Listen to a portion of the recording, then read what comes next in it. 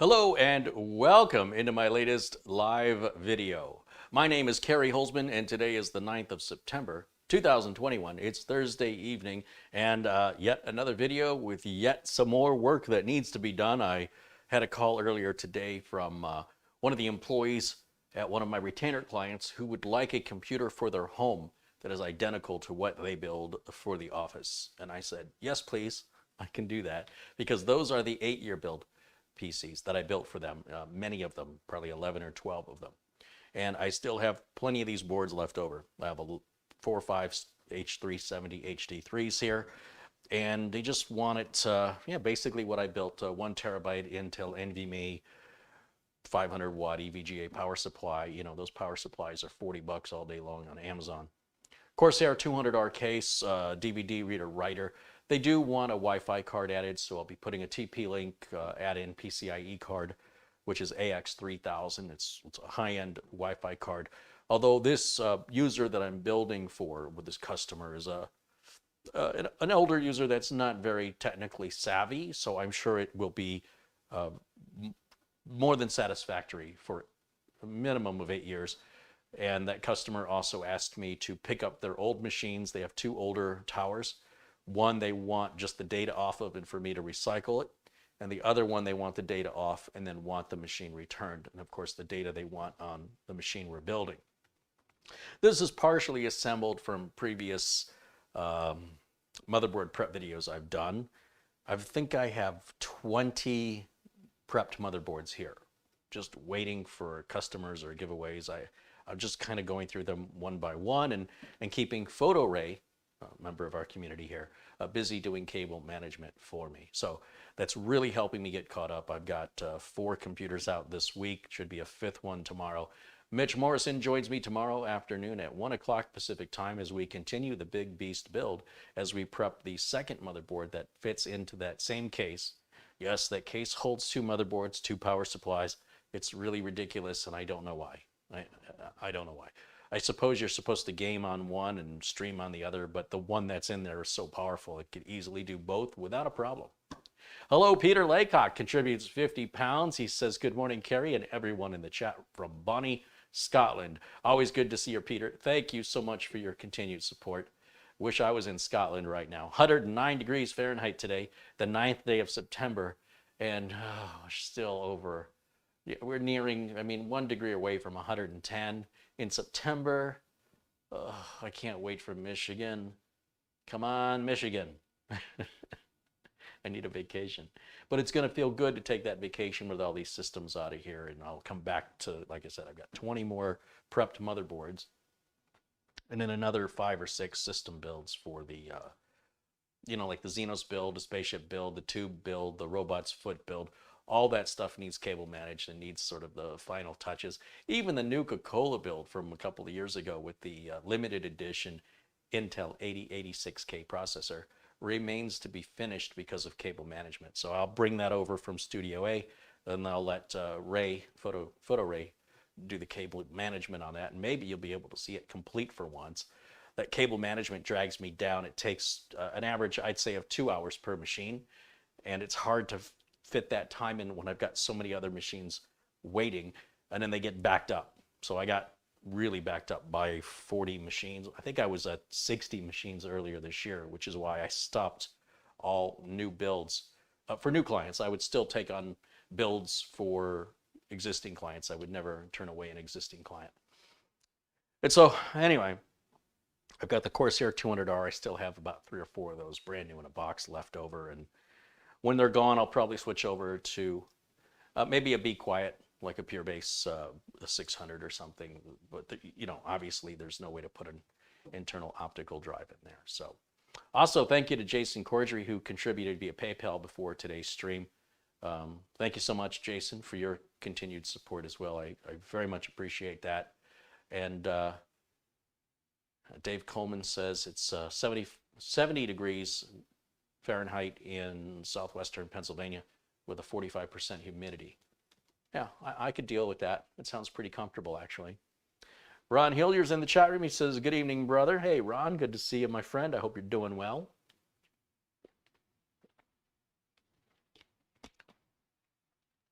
And I'll just take a quick look in the chat, see what I might be missing. I see Carrie's going to use the 9700K. As an owner of one, I can say that he didn't finish. The 9700K is a beast. I see. Yeah, the 9700K versus the 9900K. You're just looking at the number of threads. So 8 cores, 8 threads on a 9700K, 8 cores, 16 threads on a 9900K. And the 9900K is a little more difficult to cool if you're pushing it hard. If you're not pushing it hard, it won't be any different to cool. I shouldn't have to say that, but it seems it needs to be said. Yeah, so basically, the motherboard I've got here is one of the return boards that I bought. And I'm able to sell the system a little cheaper to the customer with that disclosed, and the customer's okay with it. It's the same warranty, the same everything. Windows 10 Pro, I'll install and activate. I've already got an Intel 665p 1 terabyte NVMe installed. I've got 2 sticks of 16 gigs each. This is the T-Force Team memory. I've been buying that because it's cheap. It seems to work. I think I've got the wrong link in the video notes. I've got everything there. But now I'm looking and I think I got the red RAM and not the gray RAM. It's basically the same RAM. Joshua Robinson just contributed $20 with a super chat contribution. Thank you, Joshua. And Jason Thomas recommends the Corsair Carbide Series Spec 03. I think I did a Spec 03. It has a case window though, right? So I've been trying to find a business case. So a business case, one that would be used in an office, cannot have a case window. Can't have it. So yeah, that's my concern, right? I need a case like Dell or HP would sell. It's a business. It's used in an office environment. So we don't want any case windows. We don't want any RGB. We don't want any, it just needs to be sort of a plain black, small, lightweight, out of the way box that doesn't have the buttons on the sides or bottom that you'd have to bend all the way down to get to them. And you got to think about working in an office for the stuff that I primarily do. That's the bread and butter of my business. Gamers very rarely buy machines, from me anyway. Many gamers buy their own, or they're so specific to build for, they're just not worth the money you're making because they're a pain in the butt, and they might as well do it themselves if they want to be that controlling. So I'm not real keen on building gaming machines. Even if I could get the GPUs at a good price, it's just very discouraging many times to work with people that are so difficult to please in general compared to an office environment where the employees don't have any say. The employees get what they get. This is your tool to do your work. That's it. And every employee gets the same thing, so there's no issues of why does this person have a better machine than that person kind of situation. And the only exception to that rule would be somebody who's doing some unique work that would require different hardware than everybody else, or the boss, right? The boss might just get the best of best. And typically the boss is the one who least needs it, but the boss is paying the bills. So that's the way that works.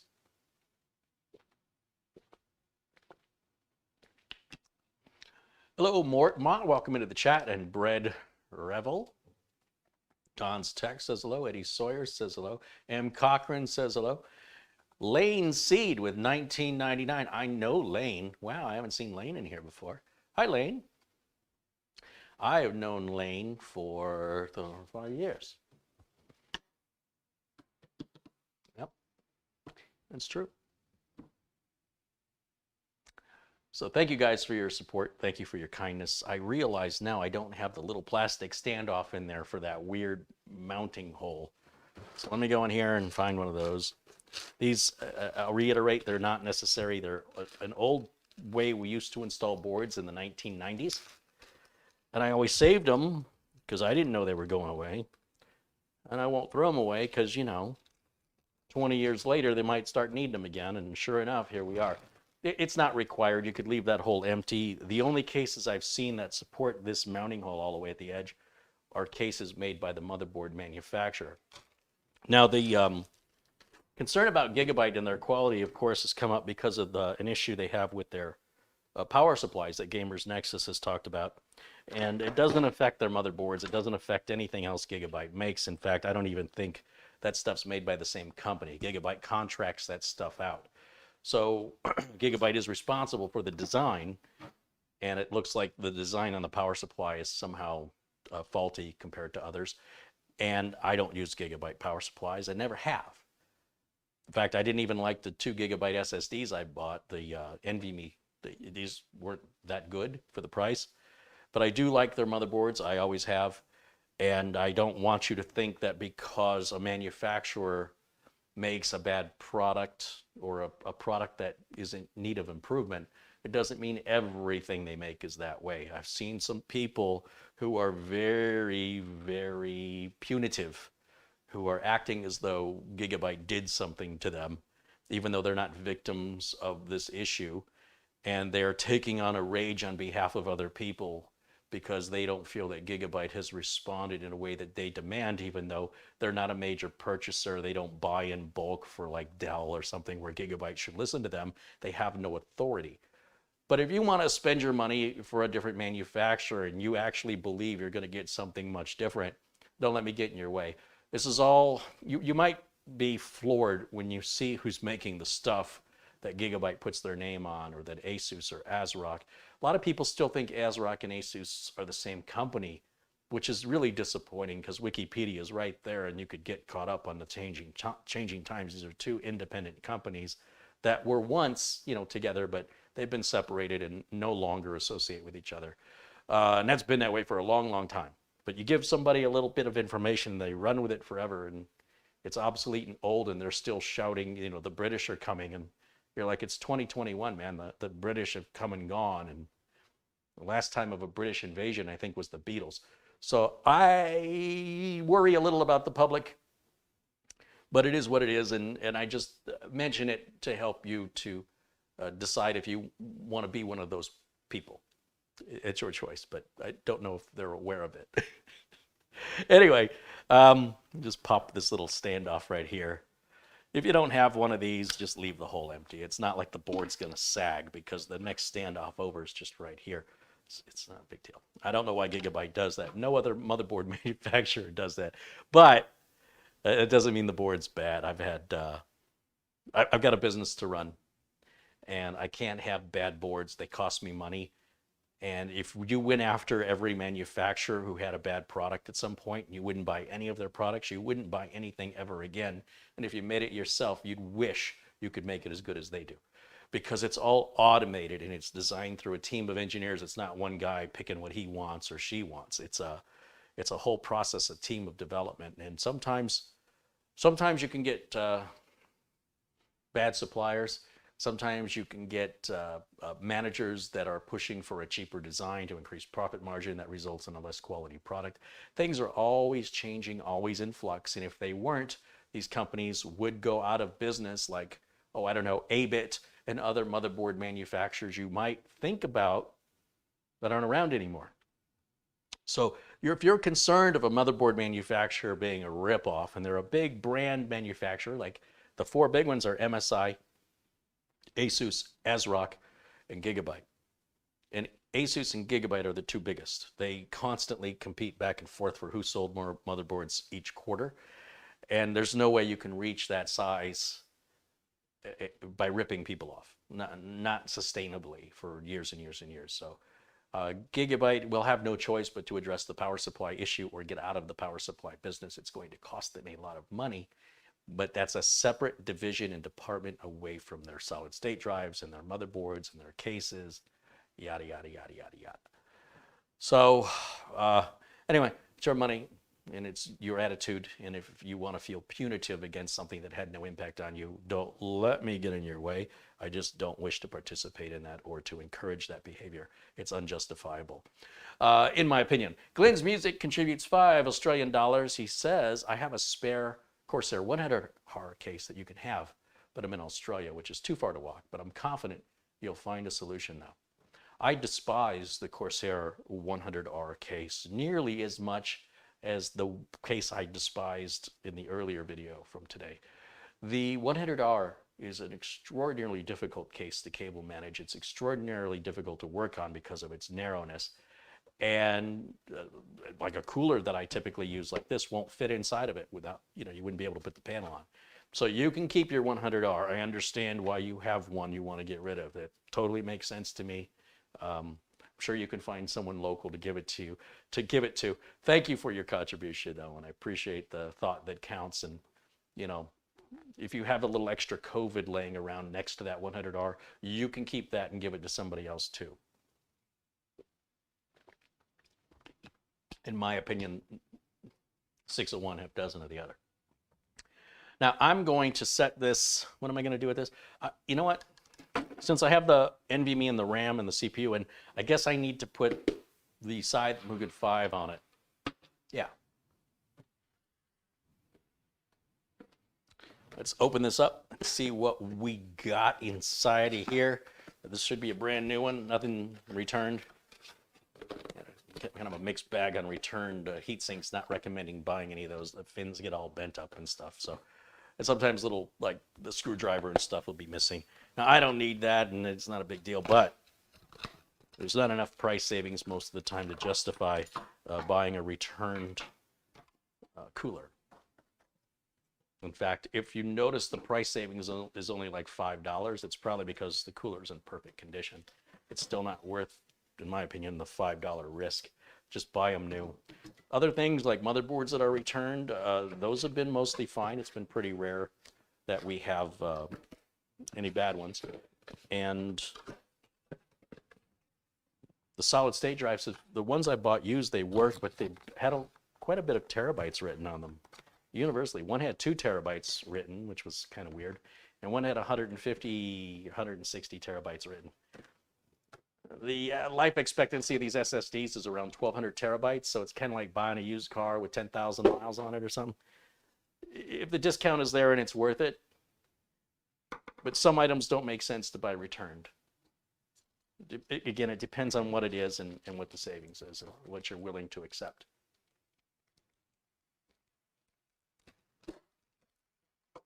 Greg says that cooler is expensive here in Canada.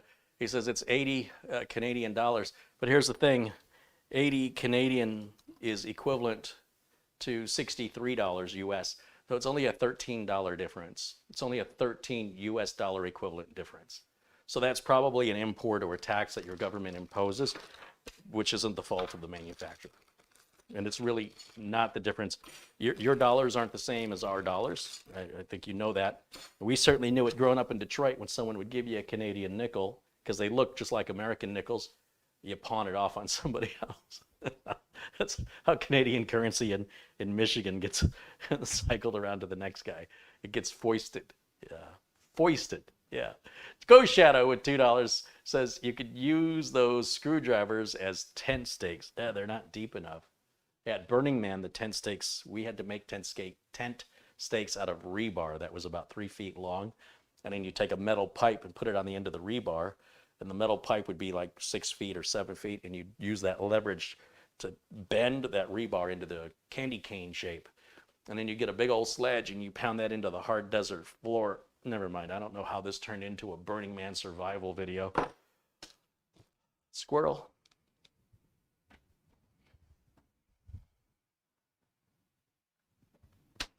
All right, let me get this installed, should I? Probably should. I've got a lot of videos detailing this installation process. The Scythe Mugen 5 and the Noctua U12S are my preferred coolers, especially for the high-end i7 and i9 chips from Intel. They're quiet, they're easy to install. There's a $30 price difference between the Noctua U12S and the Mugen 5. They're both pretty well equivalent in almost every way. The Mugen 5 is physically larger in silver. The Noctua U12S is black and it's a bit narrower. They seem to perform the same. The Noctua is slightly easier to install, but I mean, easy is still easy regardless. And I would be happy with either one. I'm just taking out some of the things we're going to need here to install the Mugen 5 on an Intel platform, or at least a Socket 1151 platform. And all the extra parts are for other platforms, like an Intel 2066 or an AMD AM4.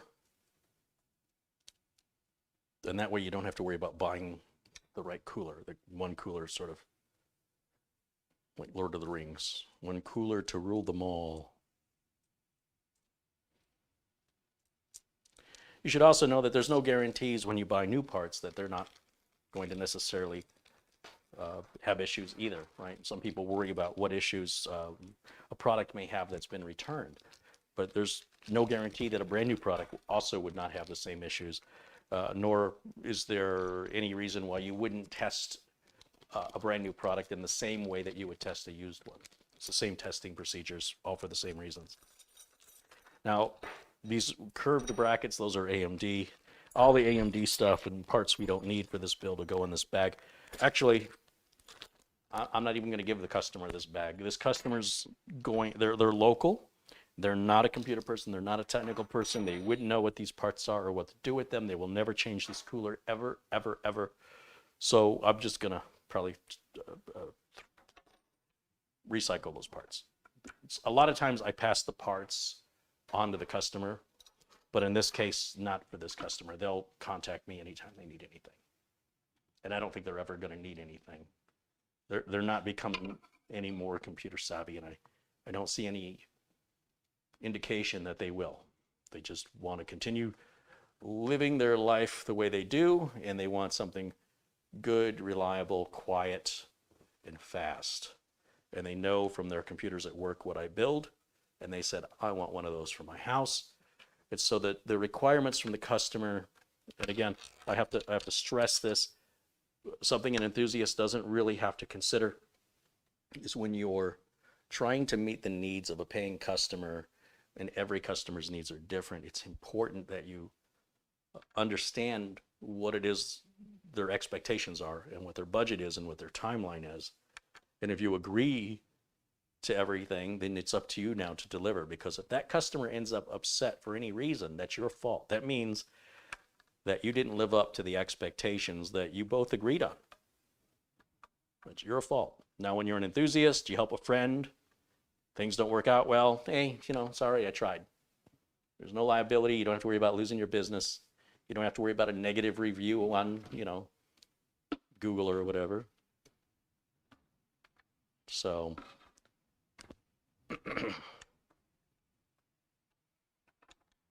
it's one of the things I don't like about advice online is a lot of times people just don't consider anybody else's needs when they answer questions but their own.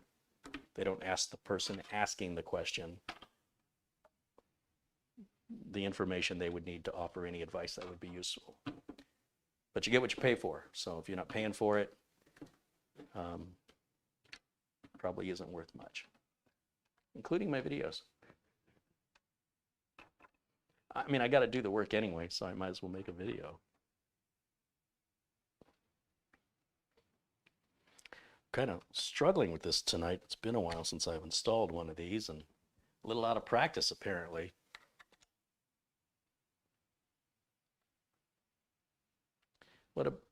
Tristan wants to know about the Cooler Master Evo 212. The Evo 212 is a very inexpensive cooler and one of the most difficult third-party coolers you will ever install in your life.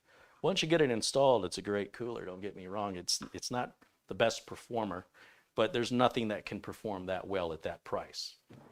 So for that price, it's a great deal as long as you have the time and the patience to get it installed. It is absolutely the most challenging air cooler I've ever installed and remains so to this day. Even though they claim to have improved it, it is just as frustrating and difficult and challenging, unless you happen to have been born with 3 hands, in which case it might be easy for you. But whatever you're saving, the $30 on a Hyper 212 versus $50 on the Scythe, you'll make up for in time and frustration with the Scythe. You'll see how easy this is. Like this piece on the side, this crossbar, this is welded. You don't have to attach that. Do you know what that is on a Cooler Master Hyper 212? It's like this scissory X thing, and it's got a pin that's got to sit in a hole, and every time you put it down, it moves. And if it doesn't sit flush, it doesn't push down correctly, it doesn't align correctly, and you have to keep fidgeting, and you're going to be smearing a thermal compound all over the place. No matter how many times I've done it, it still remains a difficult chore for me as an expert, and I would prefer to not use them. It's not worth the 20 bucks. They also don't cool as well as something like this. So this, for $20 more, it's quieter, it cools better, and it installs in 1/3 the amount of time with no frustration at all. But I still have about 6 of those Hyper 212s sitting around, brand new in a box, and I'm going to use them on giveaway machines to get rid of them, because once they're installed, as I mentioned, they work fine. But whew, don't you think it's ironic that I will put more labor time into a giveaway because I'm using cheap parts than somebody who's paying me where I use quality parts? There's something twisted and wrong about that.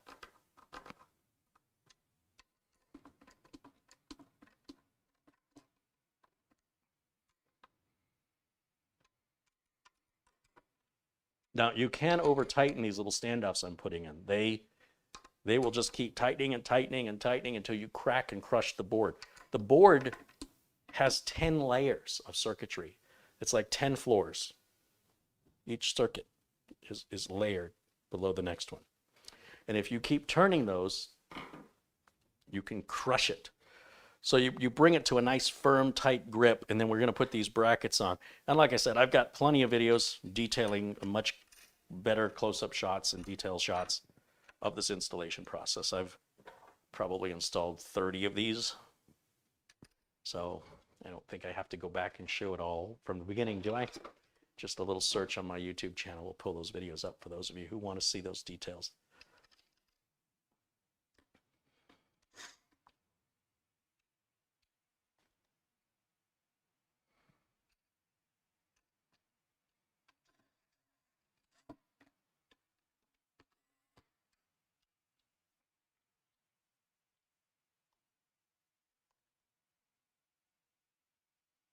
Greg says a Hyper 212 Black has a bracket. You screw down the cooler with one screw. I've got a Hyper 212 Black and an RGB Black, and they were not like that. In fact, you'll find them here on the video, and they were equally very, very difficult to install. They claimed it was an easier install and that they improved it. In my opinion, it was identical. It was just frustrating. So the other problem with a Corsair Hyper 212 is you don't know which version you might be getting. I have 3 different boxes. They don't even look alike, and they're all Hyper 212s. And then I've got 2 different boxes of the Black and the Black RGB. They're all slight revisions, and I did not know that when I ordered them, that they would be, I thought I was ordering the same thing in a different color, and even the packaging is completely different. So it feels like they haven't quite got it figured out. The reason I mention it is, you know, when you make a product that works well, you can keep making it for years and years and years without updating it. Like the Mugen 5 has been around for a long time. They did have a revision B on it, which was really just a socket adapter change, but it's mostly a solid design that doesn't require improvement. Maybe they made it black, but they didn't change the mounting procedure. Cooler Master keeps changing it. It's like they just can't figure it out. They just can't get it right. And I'm just, again, I think it's unrealistic to think you're going to spend $30 and get something worth $50, or that you're going to spend $50 and get something worth $80. Unless something's on sale, or you're buying it, you know, as a one-off, a demo model or something. I just, on a regular price thing, it just doesn't make any sense. If Cooler Master did that Hyper 212 at 50 or 60 bucks, it wouldn't make any sense.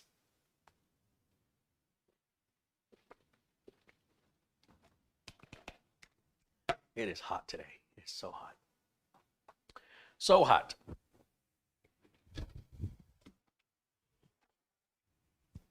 And it's 9:30 at night, and it's still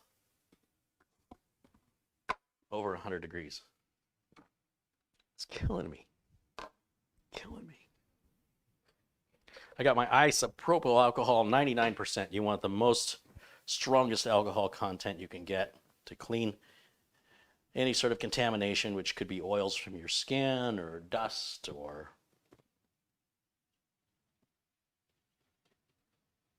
tiny micro universes that might have started to develop. I don't know how clean you keep your house.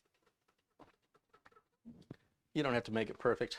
We're just trying to improve the thermal efficiency or efficacy of the compound. It's not going to make a big difference either way. But if you're going through the effort of building it, maybe take just a couple minutes to clean the surface. It doesn't have to be perfect. It's better than it was. So no one's going to look at it. Once you put that heat sink down, once you put that thermal compound down, no one's ever going to look at it. And the difference it makes is, 1 or 2 degrees in a worst case scenario. If this thing was just covered in dust and fingerprints, 1 or 2 degrees. That's all it's going to do. However, I've got the included thermal compound here. We'll just put some of that down there. That should be enough. There's enough in the tube. That's something else. Scythe gives you enough thermal compound for probably 3 applications.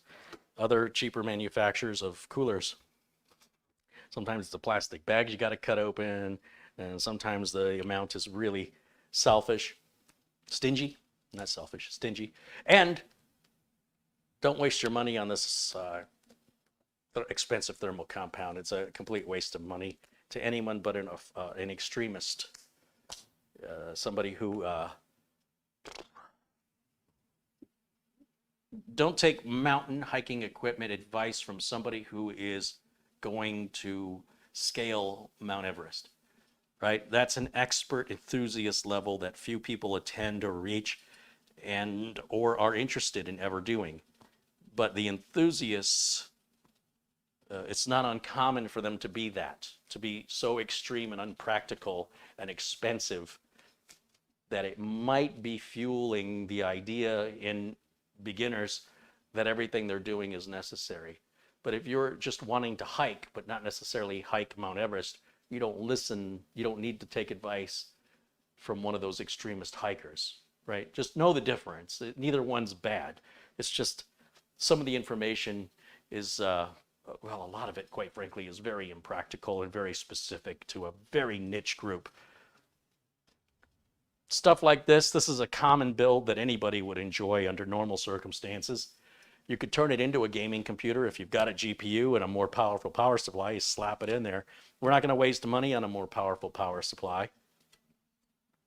Customer's never going to do that. We got built-in video built into the Intel chip, and customer will never know. They'll never know the difference between a discrete graphics card and the built-in GPU based on how they use the computer. They're still going to be able to pay their bills and book their airline tickets and whatever else you do online. Even if they want to hook it up to 2 monitors, it's all good to go.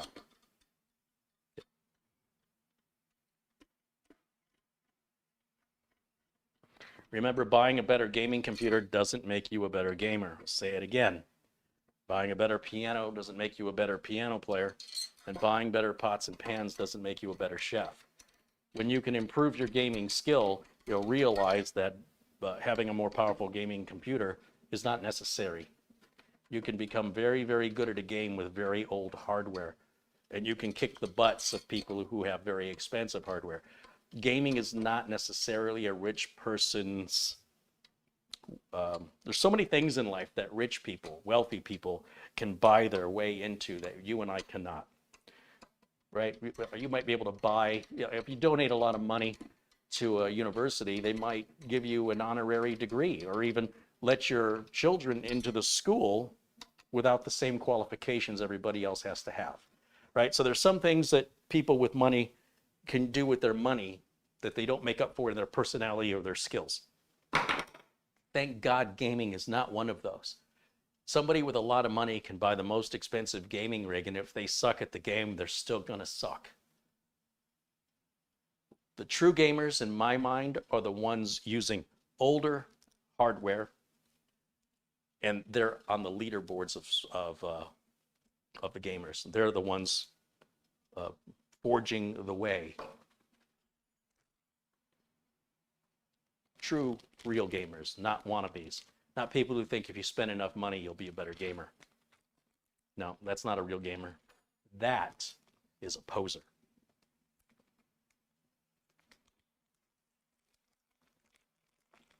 Stealth Mode said, Kerry, you had me LMAO on your review of the hot dog build, I was in tears at the end. Well, good. I'm glad somebody thinks I'm funny. I keep telling everybody I'm funny, but they just don't believe me. What do they know? Thank you. I appreciate that. Ah, let's see. We're going to put this fan on. Oh, I want to put it on this way.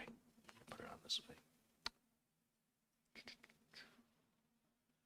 Pero says, Carrie, which all-in-one cooler do you recommend with 3 fans? I don't know. Depends on the case, depends on the budget, it depends on what CPU you're trying to cool, how you're going to use it if you're planning to overclock, and what it is you want as far as RGB. And it's just a question I can't answer, I'm sorry.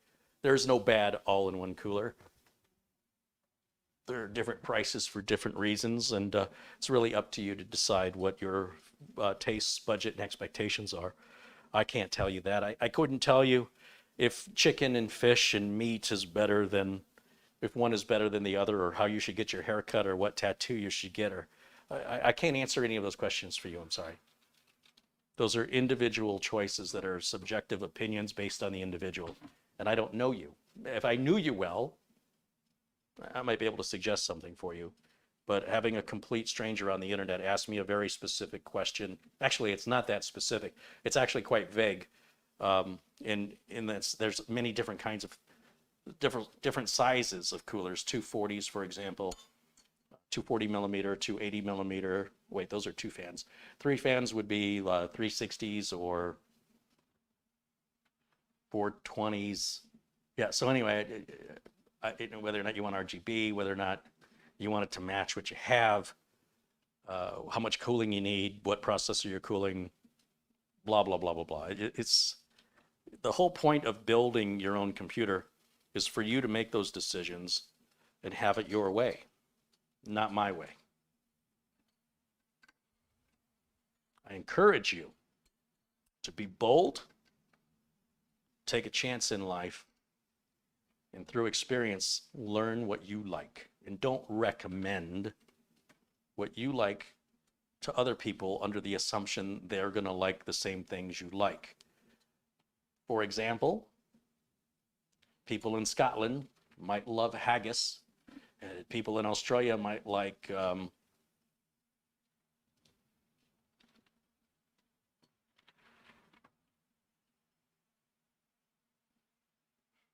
on, Carrie.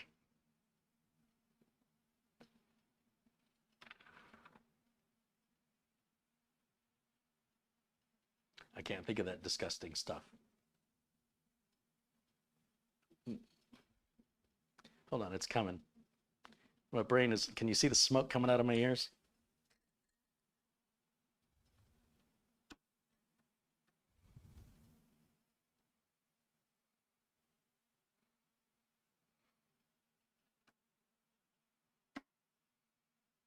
Vegemite. They might like Vegemite. Oh, Glenn's music says Vegemite. Of course he says it. I kept wanting to say Marmite. I don't know what the heck I'm thinking. Couldn't get Marmite out of my head. I'm like, it's not Marmite, Gary. It's something else. Vegemite. It's disgusting. It's like fish paste. That's what it smells like. So because those people like it, they may be professional chefs that use it. It doesn't mean anything to you that you're going to enjoy it because, you know, Gordon Ramsay made something very British, you know, whatever. Just because Gordon Ramsay made it doesn't mean it's not the most disgusting thing you've ever eaten. So based on that, you do your research, you see what'll fit your case, you look at how you're intending to use it, check out noise, look at reviews, you make your decision, make your purchase. Life is about the experience. Trying to avoid problems is like avoiding life. These obstacles and these challenges and these risks that we take, these are the things that reward us and fulfill us. And going through an effort of trying to avoid those things is robbing yourself of something money can't buy, which is the chemical reaction that happens in your brain when you feel like you're taking a risk, a calculated one you've thought about, but one that's based on a conclusion that you and you alone have come to. So you can't point any blame to anybody but yourself. This avoidance of responsibility is concerning to me. And the reason it's concerning is when I was a kid, all I ever wanted was to be an adult. I wanted to pick what time I went to bed. I wanted to pick if I wanted to eat dessert first, or if I wanted to eat something that wasn't breakfast for breakfast. I wanted the responsibility. I wanted it. I craved it, and I hated being a kid because I wasn't allowed to make any of those decisions. And it's weird that we have a whole generation of people that want to do everything to avoid ever having to make a decision. It's like you want to be a pet. It's like, I take care of these things for my dog. My dog doesn't have to make any decisions. I don't know why you'd want to be somebody's dog. That I have a hard time really understanding that mentality. So don't be afraid. Live a little bit. It's not dangerous. And the experience and knowledge you'll gain from the experience is far more than anything you'll ever learn on any YouTube channel or really from any book. I realized I've put this cable on. I folded it up the wrong way. I have to turn it. How am I going to turn this cable? How am I going to do that, Carrie? Don't know. Am I going to go this way? Nope. Am I going to go that way? No. Nope. It literally has to be twisted 180 degrees, and it doesn't want to twist, and I don't know why. I'm working rushed. I see what I did. It's naturally, when I fold the cable under it, it's wanting to face towards you. I need it to face towards me, and I have to twist it. So if I can maybe twist it under here where no one's going to see it. Maybe like this. It is not good. Well, I never had this problem before. That's better, though. That's way better. Nope, just twisted back. It doesn't want to stay twisted.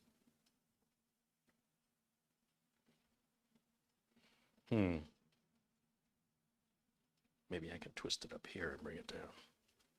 How's that? Better. Well, that's probably what the problem was the whole time. Sometimes the most complex problems for me have the easiest answers, and the easiest problems I overthink to a point that is unreasonable. We're making a bigger deal out of something than it is. Like a door that says pull, and I'm pushing on it, trying to figure out if it's locked, if the store's open, really overthinking before I realize maybe try pulling the door instead of pushing on it. Be an example of overthinking something simple. And then oddly, the more complex the issue, the more I enjoy it. Life without challenges isn't living. It's just surviving. It's very dull.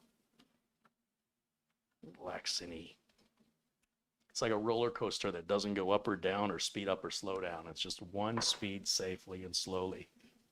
Oh yeah, let me wait in line to get on that ride. Ugh.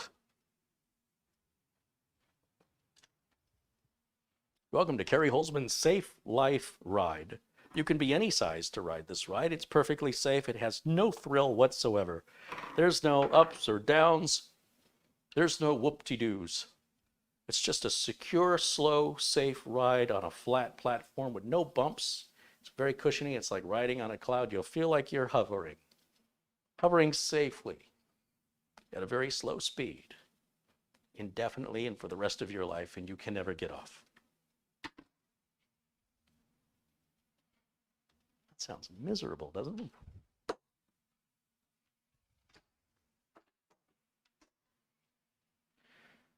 I might just use this 500 watt power supply since it's out of the box, but we're going to fire it up here on the bench.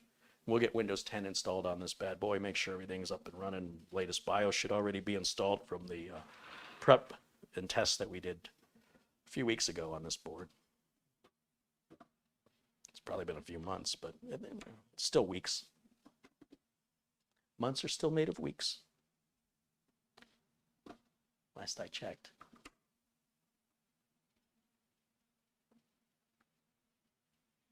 Yeah, I don't think you can beat this deal. 500 watt EVGA, $39 all day long every day. That's not a sale price. That's the everyday price at Amazon with Prime shipping and free returns if you don't like it for any reason. For Amazon Prime customers, I don't know how you can beat it. I really don't. It's tested and proven. I've been using a lot of EVGA power supplies over the years, and these videos on my channel are a historical testament to the evidence behind the words I say, so you don't have to choose to believe me. When a power supply goes out, it costs me money if the system's under warranty because I'm the one who has to do the work. And if I'm doing warranty work, I'm not doing work that's making me any money, and I'm just one guy. I also have an upset customer. Even though it may be taken care of for free for them, they're still inconvenienced, aren't they? And that might cause them to think twice about ever ordering a system from me again. So it's a real challenge to pick the right parts for customers and to make sure I'm picking parts that, statistically speaking, are, have a proven track record of not failing. And then customers are impressed, usually, and they want to order more, tell their friends. And then I can run a business year after year after year after year after year, as long as I can continue to do that. The minute I stop, the clock starts ticking to when I have to shut my business down. You're a hobbyist, build whatever you want. You don't like it, too bad, so sad. There's no downside for you as far as your ability to pay your bills or to have to argue or be stressed out because somebody else's computer broke that you built.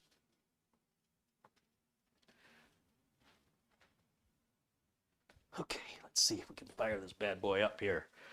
Power cord, bring that over here. Oh, did I mention it's hot? It's really hot.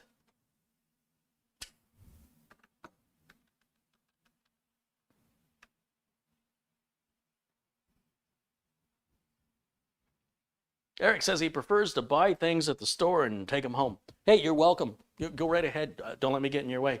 You go out in the traffic. You go get the door dings in your parking lot. You wait in line to be serviced. You get around a bunch of people that aren't wearing masks. Maybe they got COVID. Maybe they don't. Maybe they got some other disease. Who knows? Look for somebody to help you. Look for the item on the shelf. Wait in line to check out.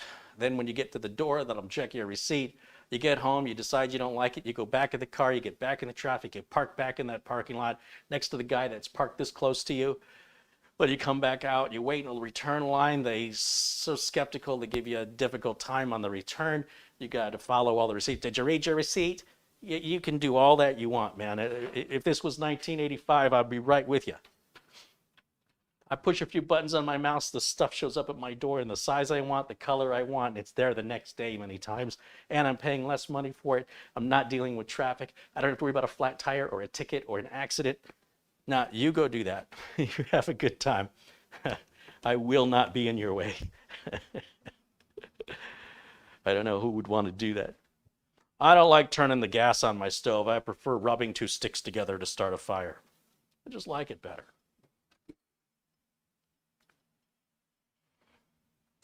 And the power. Oh, keyboard and mouse. I don't know why I was opening the drawer. Keyboard and mouse is what I need.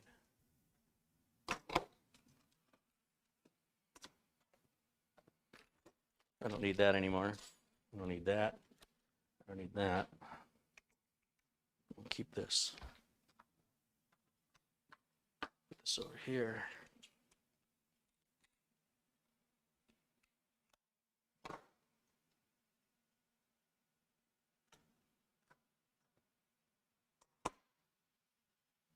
What am I doing? This keyboard goes to that. This keyboard goes to that. This one goes to that. Plug the keyboard in here. All right, here we go. Let's fire this puppy up. Let's see if she sings. Let me put myself in the corner over here like I like to do. Just go right over here. Yeah. And then we'll turn on this so it says no signal. There we go. Fire it up. Probably have to turn the power supply switch on. Genius. Power. Okay, fan is starting to spin, lights are lighting up, and hopefully we'll get something on the screen here in a minute. It might even have Windows on this solid state drive that I'm going to have to clear off, but let's just see what it does. There's our BIOS post screen, and yeah, it's got a copy of Windows on there. I don't trust a copy of Windows that was installed on another motherboard for a brand new computer build. So yeah, you see it's loading drivers and stuff. That makes me very uneasy. Although technically it's probably fine, I'm not comfortable with it. It's even rebooting now after whatever it just changed. So I'm going to wipe that drive and do a clean install of Windows 10, which means reinstalling all the drivers and updates again. But at least I know it'll be right. And apparently this was going to somebody named Judy. So I have no idea what that's about. But I'm going to find my Windows 10 flash drive. Also, this Windows 10 install could be a year old and it's missing a ton of updates, where my new install using the latest version of Windows won't have that many updates. So it may actually be quicker. But beyond that, I know it'll be done with a clean install specific to the hardware on this machine, which will prevent unusual errors that are possible to crop up after the system's been delivered. And you scratch your head and go, I wonder what's causing that. And then you totally forgot that you were using an installation of Windows 10 from another board. That might be acceptable if a customer says, hey, I want to move my operating system from one machine to another. And you'd say, hey, I could do that, but you might just start getting random crashes and stuff. And I won't warranty that if it happens. I'll bill you for that if you need me to service it. And if the customer is okay with it, I'm okay with it. But I'm not going to sell a new machine like that. You'd be crazy. You'd be crazy to accept that as being acceptable. I sure as heck wouldn't do it to my own machine. Now, I think this motherboard has been activated with Windows 10 Pro in the past. And if it has been, it will self-activate. The first time I check for updates and it starts to download Windows updates, it'll recognize the unique hardware, what's called a hash, on the Windows server and say, I've activated this motherboard before. So I'll just reactivate it again and reassign the product key to it that was used on this motherboard. That's how Windows ties into the board. You don't have to have a Microsoft account for that. It just works, and you'll probably witness that here in a minute. We're going to go ahead and remove all the partitions that exist on the drive. There's 4 partitions. That's typical on a UEFI install. If it was a legacy install, there'd only be 3 partitions. Those are all created, formatted, and used by Windows 10 during the installation process. So by deleting these partitions, we are completely wiping the drive. The data is gone. Whatever was on there, it's gone now. It can be retrieved at this point, but as soon as we start the format and the install, data recovery becomes less and less viable. So right now, that looks like it does what it's new. It just says drive 0 unallocated space. Unallocated space means there is no partition, because maybe you want to use it in a Mac, or maybe you want to use it in a Chromebook, maybe you want to use a different OS. The manufacturer of the drive doesn't care, so it's just clean. So Windows 10 will partition and format the drive as we need for Windows OS, and we just sit back right now and wait for that to happen, and it should not take very long. I should mention as well, this computer is dead quiet. I mean, this fan doesn't even sound like it's on. That's how quiet it is. There's no sound coming out of here or the power supply. That's almost eerie.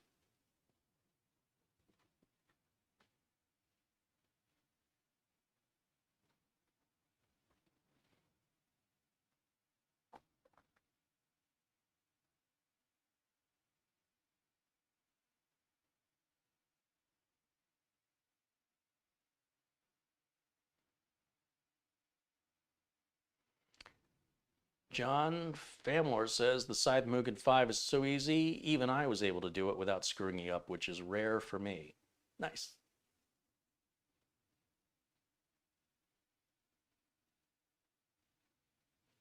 The dude abides said, Carrie, you've definitely had some bad experiences shopping in person. Come to Phoenix. Shop anywhere you want. We'll take your car.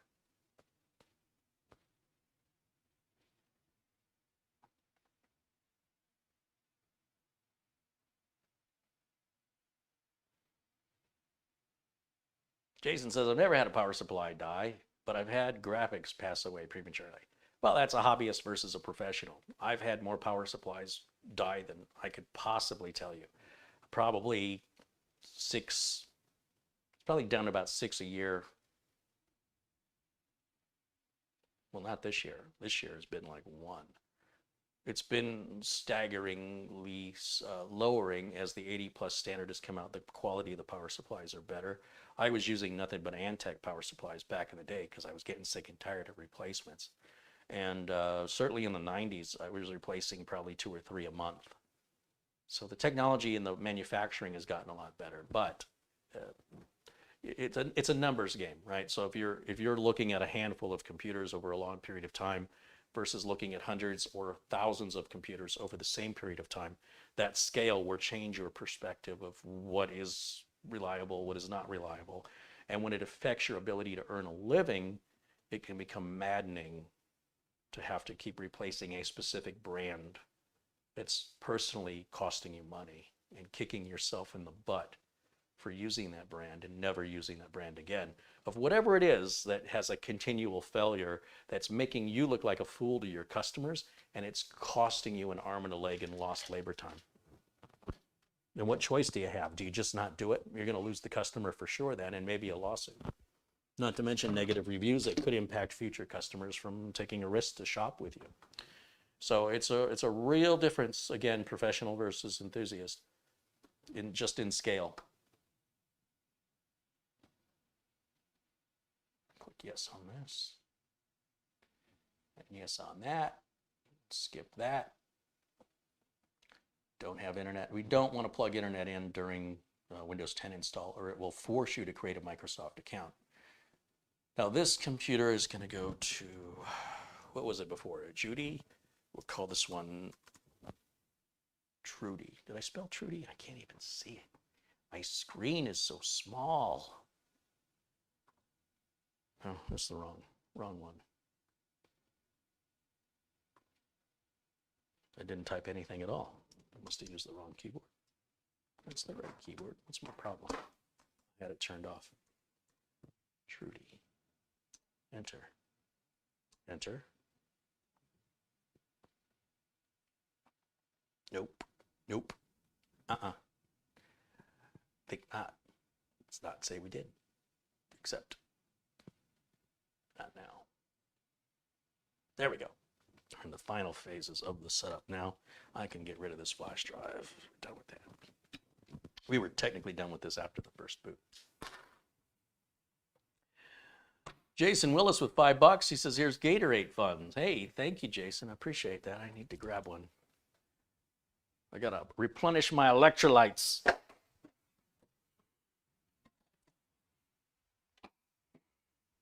should get a towel in here to wipe my brow. Sponge. Where's Mitch?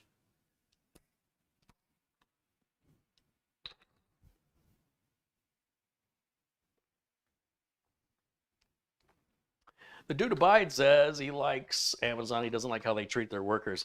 Yeah, those people that are forced to work there through slave labor that were brought over by people against their will and forced to a job they never applied for and never asked for. That's what you don't like?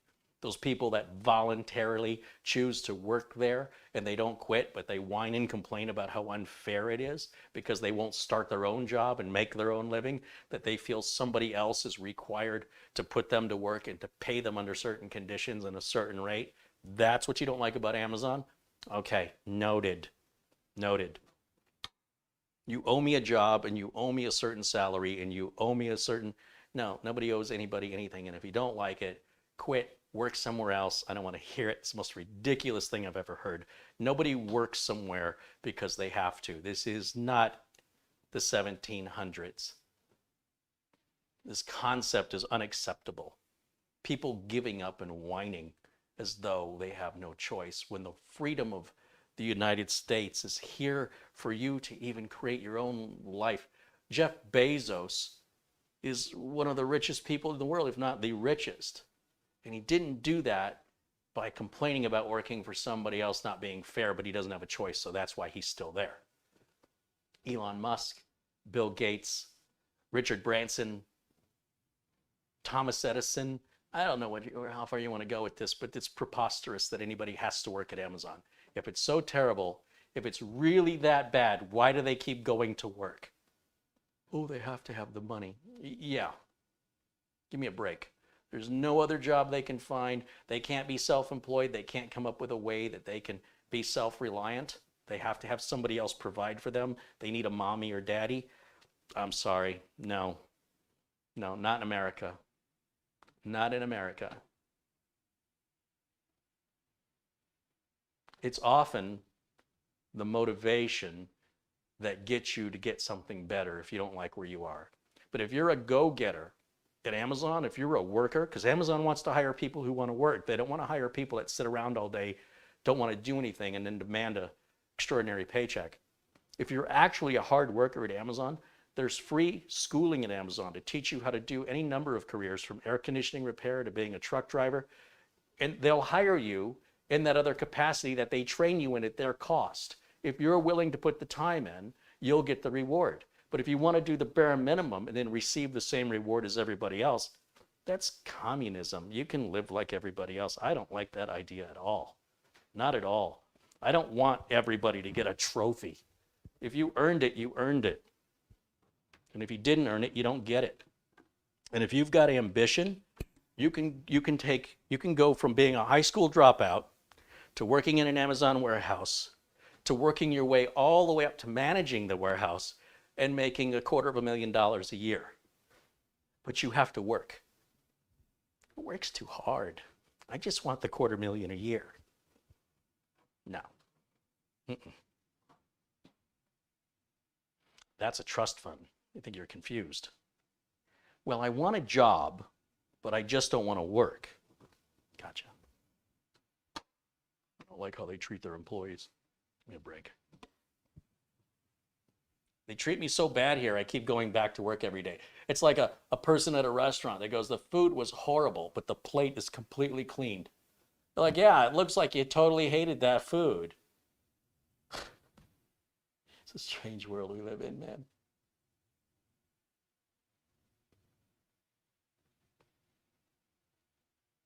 Amazon will let you use your cell phone to call your family. You need to use their phone so they can monitor your conversation.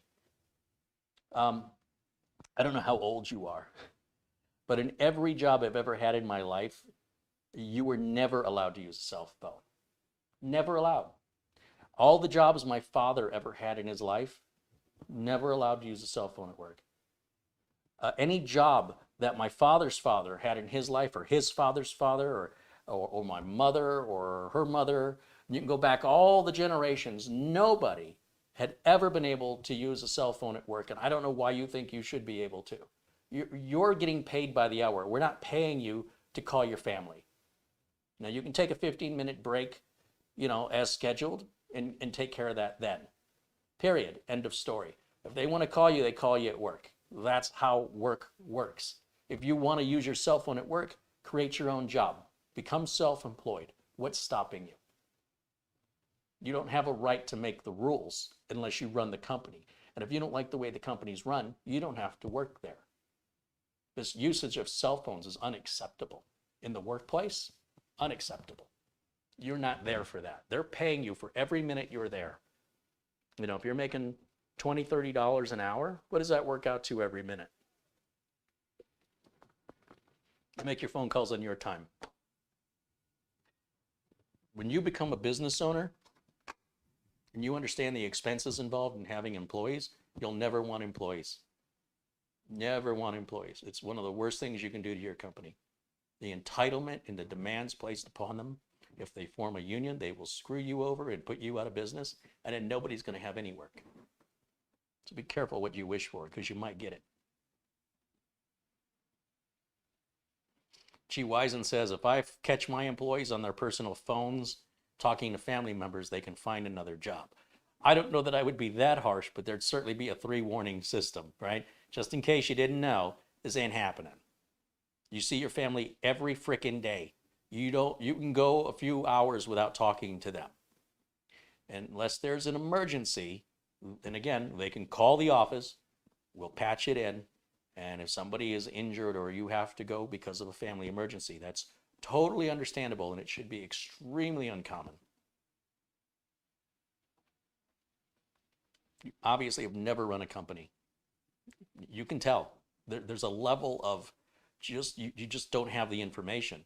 You've oversimplified the complexity of running a business. The reason you were hired was to fill a need. And if you're not there to fill that need, what's the point of having you there? All you're doing is you're costing the company money. You're supposed to be earning the company money. And if you have the right mindset and you're earning the company money, you're going to move up in that company. Guaranteed.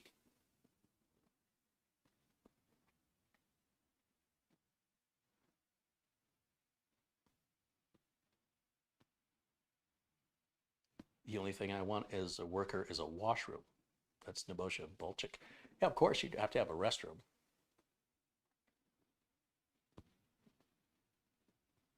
Jeff says, my family lives in India and I don't see them every day. Good point. Not everybody has family that's local. It's a very good point. And you can call them and Skype them when you come home and on the weekends and after hours.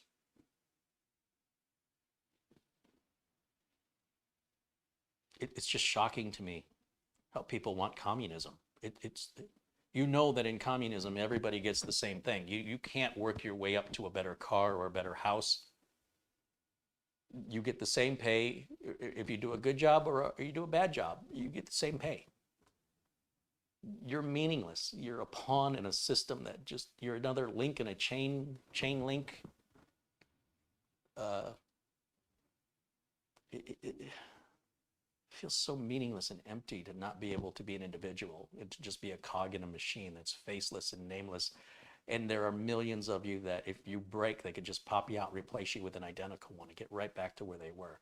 There's nothing special that you bring. No special talent.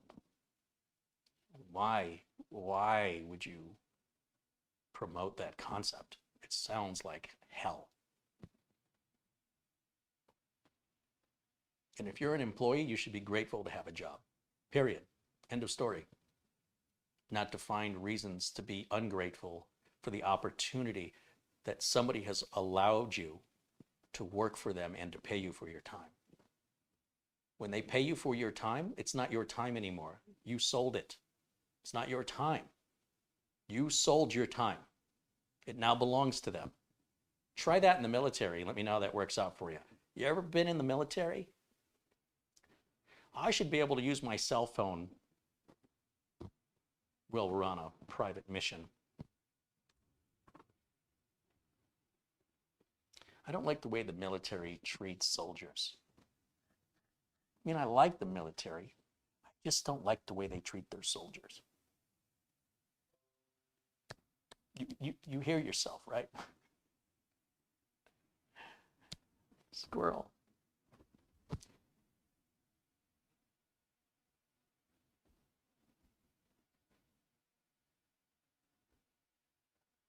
Sherry McFarland said, I don't know if it's true. I saw a video of Amazon employees saying they had to use bottles sometimes because they couldn't go to the restroom. I also heard people say that I was 10 feet tall and weighed 400 pounds. So do you just believe everybody all the time? And I'm not suggesting those people are liars, but I don't think they're representative of the majority of managers that operate Amazon warehouses. And when those issues are brought to light, those managers have bosses too. And those managers are corrected or replaced for treating their employees like that because the managers are pushing for productivity in order to receive bonuses. And if the managers are doing so in a way that is violating OSHA standards for employment, and the bosses at Amazon find out about that extreme liability that that manager is causing them, oh, there's going to be hell to pay. So this idea that these people that complain the most get the media attention and we assume everything they say is true and unquestionable with no verification, that's a real problem I have. I need something to be verified. And I also know that a company that big may have employees, managers, doing things against company policy and the company's unaware of it. And once the company's made aware of it, they correct it immediately. I assure you, it's corrected immediately. But then, you know, what's happened has happened. And then those people will still go to the media and say, well, that's still what happened. Okay, but that's not what happens to everybody. That's an exception. And once the company was made aware of it, they corrected it. I don't know what more you could possibly want. You know, imagine you have a company with 125,000 employees. Some of those employees are bosses of other employees. You can't micromanage them all the time. You have to wait for something to appear to the surface. And then you have to deal with it, because otherwise it's a financial liability and a public relations nightmare for your company. Why would you want that? It doesn't make any sense. People get so emotional, they just lose their logic. It goes right out the window.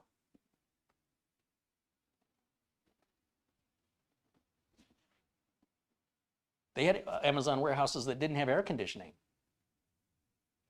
That was wrong. Guess what? All those warehouses have air conditioning now. And it just wasn't brought to the people's attention at the corporate level that those working conditions in the summertime with the humidity were extreme. And it had to get media attention in order to get the people in charge attention to drop the couple $1 million it took to cool down one of these warehouses. It's not just one AC unit. You've got to put a whole slew of AC units. It's millions of dollars. They spent it. They did the right thing. And it wasn't every Amazon warehouse. It was a couple in a certain region. And it's never happened again. But let's just hold on to that forever, and let's be punitive. Let's just be punitive people. Let's not teach understanding or forgiveness, or try for a moment to understand what it must be like to run a company with that many employees perfectly, without error. It's unreasonable.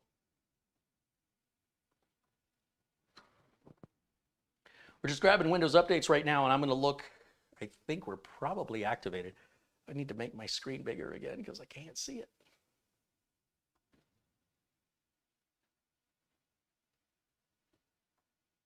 Then you got employees who steal from you.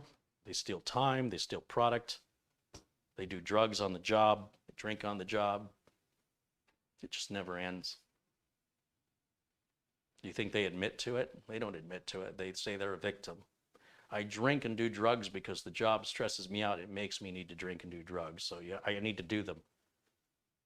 Doesn't make me a bad person. You forced me to do this. I don't have free will. It's your fault. I won't take any responsibility for myself. Everything's your fault, and you're entirely responsible. You see, this is how my parents treated me, and now everybody has to treat me like they're my parents. Guess what? You're wrong. Don't expect anybody but your parents to treat you like your parents, or your life is going to be filled with a lot of disappointment. Right here, Windows 10 is activated. See, it automated. Did you see me enter a product key? Nope, because the Windows update activated it automatically. Did you see me sign in with a Microsoft account? No. You've witnessed it. That's how it works. It's not rocket science.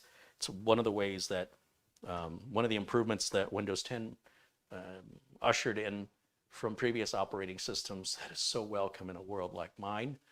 And when I tell people, a lot of times they don't believe me. They say it doesn't work. I don't know. I don't know what you're doing differently than me, but it's a random motherboard. And I think I had it, at the time I said, I think I had Windows 10 Pro activated on it. And this is how I found out, by reinstalling Windows 10 Pro without a license and then going back to Windows Update. Now, if I installed a different version of Windows 10, like Home or Enterprise or something like that, it would not have activated because it wouldn't match what was online at the server. It wouldn't change it to Pro. It won't take what you have and adjust it. You've got to put the right thing on. So if I had put Home on here, it wouldn't have worked. I'd have to reactivate. My license on the server is for Pro. The license won't come on and go, hey, that's for Pro. Let's switch it to the Pro version. It doesn't work like that.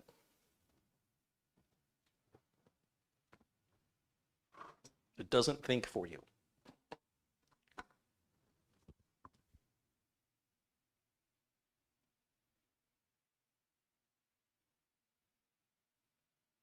Carrie, how do I download Windows on my Chromebook? As far as I know, the Chromebook cannot run Windows. Best of my knowledge, it's not possible.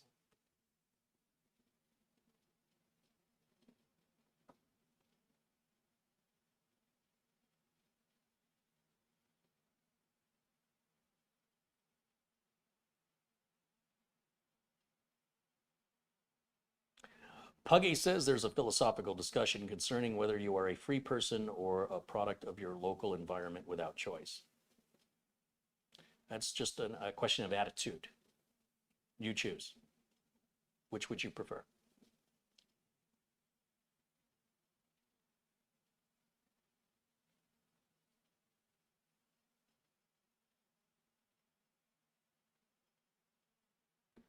David Griswold said, if you sell someone a used but not old board, I guess it wouldn't matter if it's old, and you had Windows 10 activated on it, then you just gave them a free copy of Windows 10. Mm-hmm. Yeah.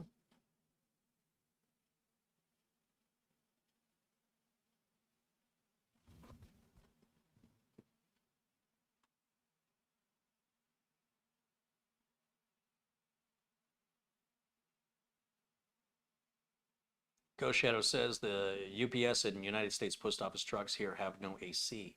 Yeah, same here. They don't have any AC in them. You know, the USPS is pretty good, but I don't like the way they treat their employees.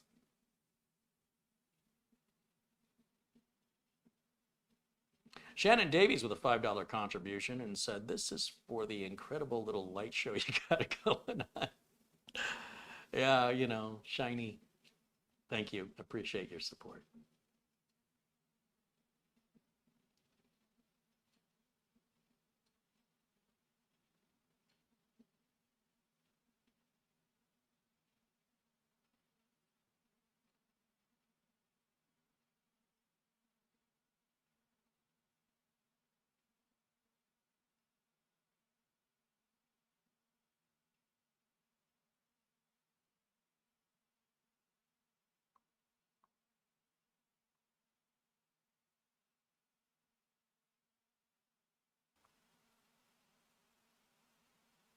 We'll see if that makes my audio a little brighter.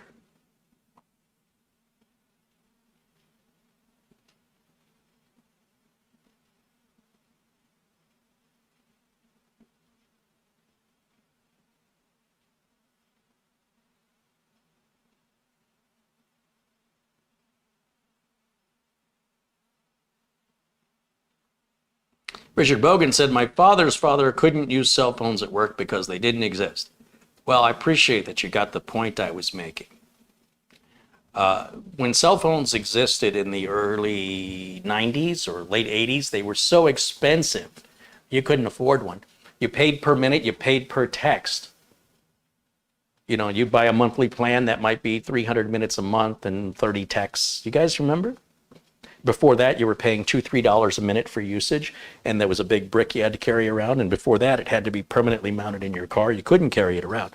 So, yeah, it wasn't only until the last 20 years, really, that cell phones became used in work, and it created a real nightmare for the IT staff. I can tell you, because we had an office that was using 13 IP addresses, and then in the course of about 6 months, we were using 130 IP addresses. And yet we added no network hardware. Does anybody want to tell me how that happened? And the network was dog slow. Employees couldn't get the work done they were trying to do. The boss was pissed off, and my phone was blowing up to fix it. What do you think I had to do to fix that? Anybody want to guess?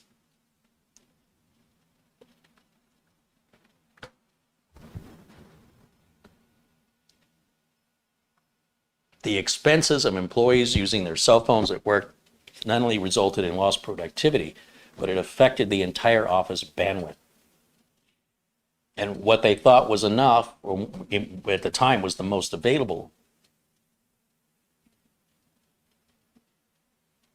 they ended up having to pay $10,000, I think it was $10,000, $12,000 for the cable company to trench a cable through their parking lot so they could get cable.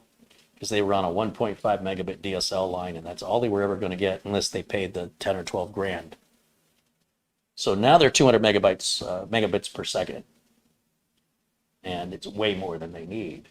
And a lot of employees don't connect to Wi-Fi anymore because they were getting charged for data. Everybody wanted to connect their cell phones to the Wi-Fi, including the neighboring businesses who said, hey, can we use your Wi-Fi? And the whole thing just plugged up. And I don't know what happened. It was working fine 2 weeks ago.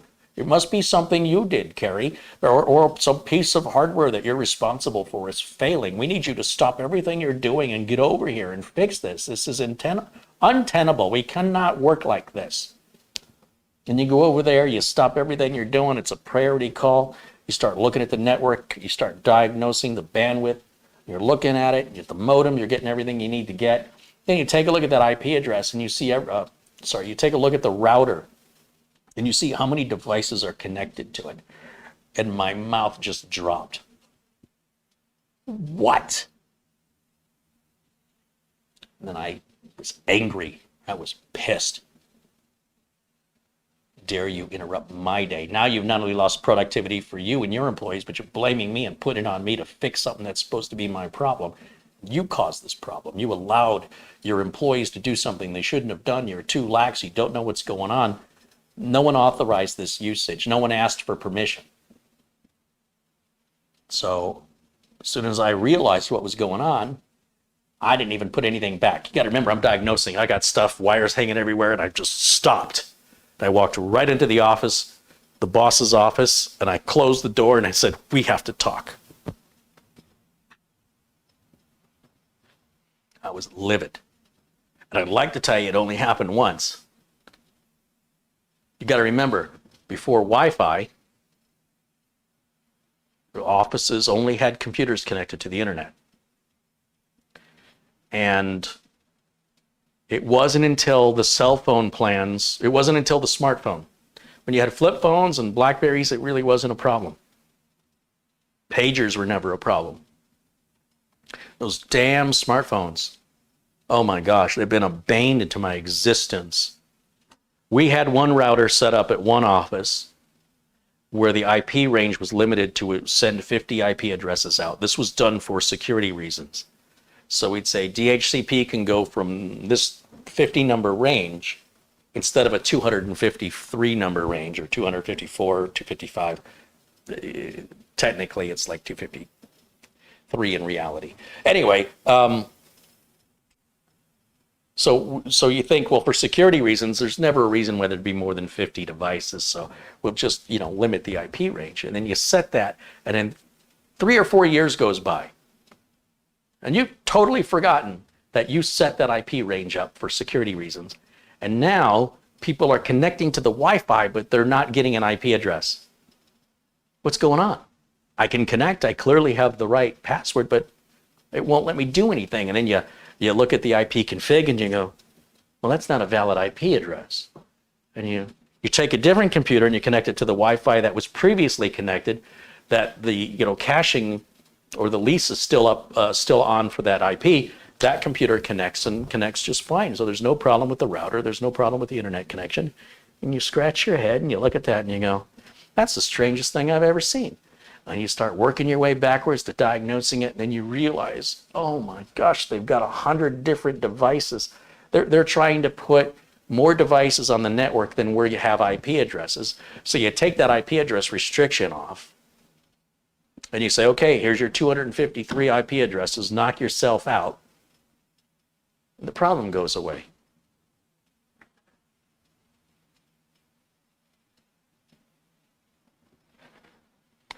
Yeah, it's maddening, absolutely maddening.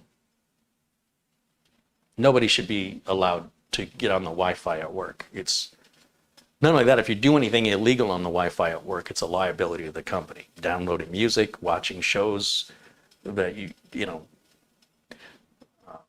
could even be selling company secrets to a competitor on their own Wi-Fi. Very, very foolish to allow an employee to use their cell phone on the Wi-Fi at work. Unless you set up a guest network for it and you say, okay, you guys can use the guest network and hopefully throttle the bandwidth. So at the most, if everybody's not working and using their phones, it's not impacting somebody who is working, trying to send a large email attachment or something. So they're going, I think this isn't working. Let's call up our tech, find out why it's so slow. Maddening. Stupid. It's the dumbest reason for a call you'll ever get as a tech. It's self-inflicted. And they act like, oh, I don't know why that would happen. So everybody's connecting their smartphones and you gave the Wi-Fi password to the people that work next door. Oh yeah, I did do that. I know because they told me. Did you ask for permission? I didn't know I needed to. Well, did you think throwing 40 people on the network, on the Wi-Fi, might have an impact on the performance? I didn't think about it. It's not obvious to you? Never thought about it. Well, here we are.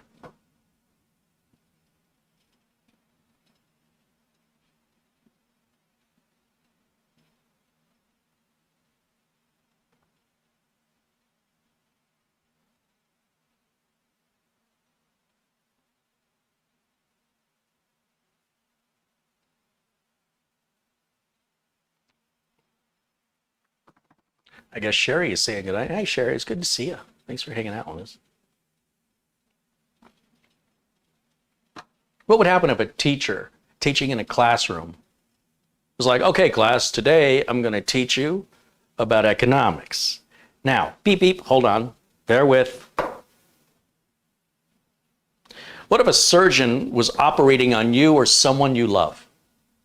And in the middle of a critical surgery, and let's face it, any surgery is critical, where focus and attention is absolutely required.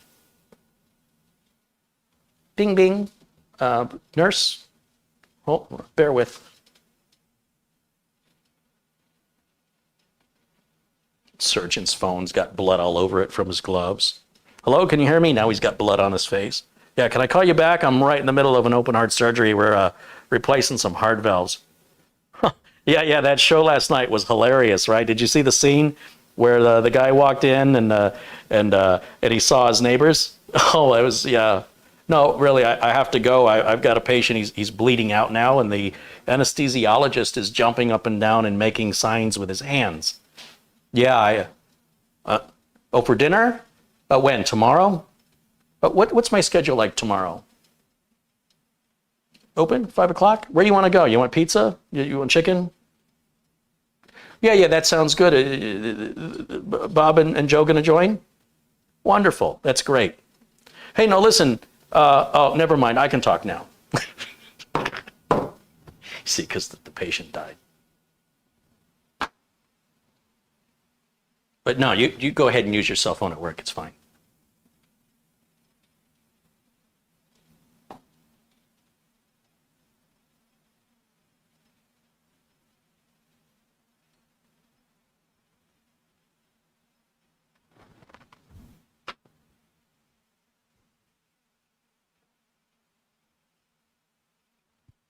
Alan says, who's Trudy?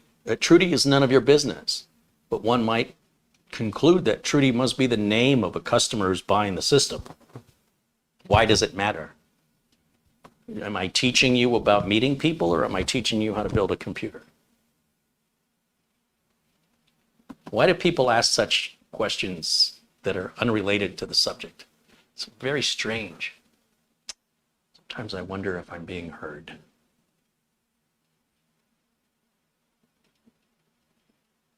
Wait, your customer has a name? Never heard of such a thing.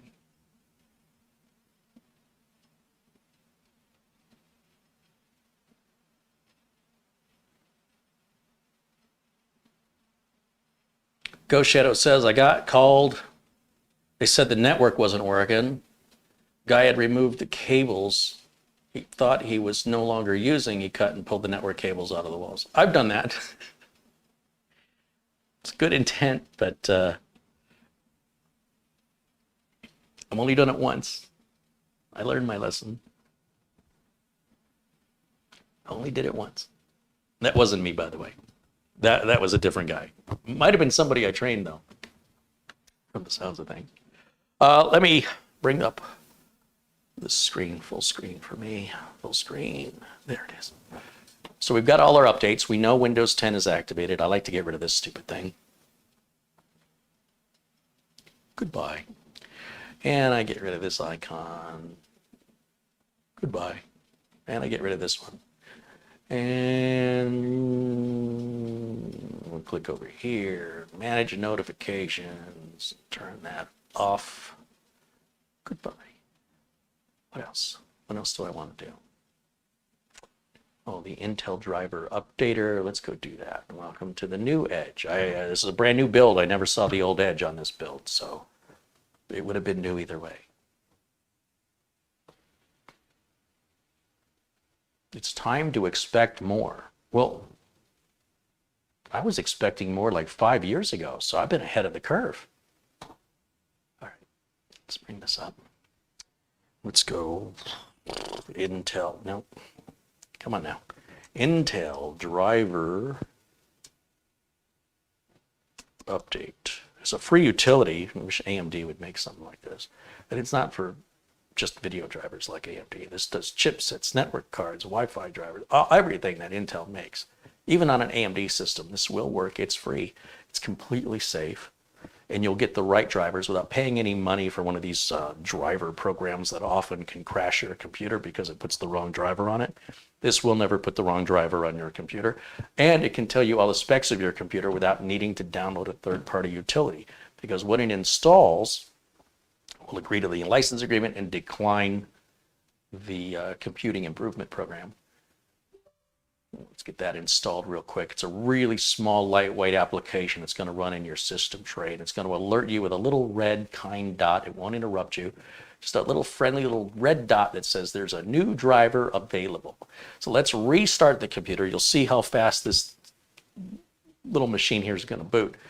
And we'll grab whatever the new drivers are. Probably a new video driver, and then probably an NVMe driver. Since it's an Intel solid state drive, you will also get your firmware updates as well as the memory and storage tool, all for free automatically through this utility. Also network card drivers, video drivers, as I mentioned, and even Wi-Fi drivers, or even BIOS updates to Intel NUCs, all occur automatically with this tool when you choose to select it.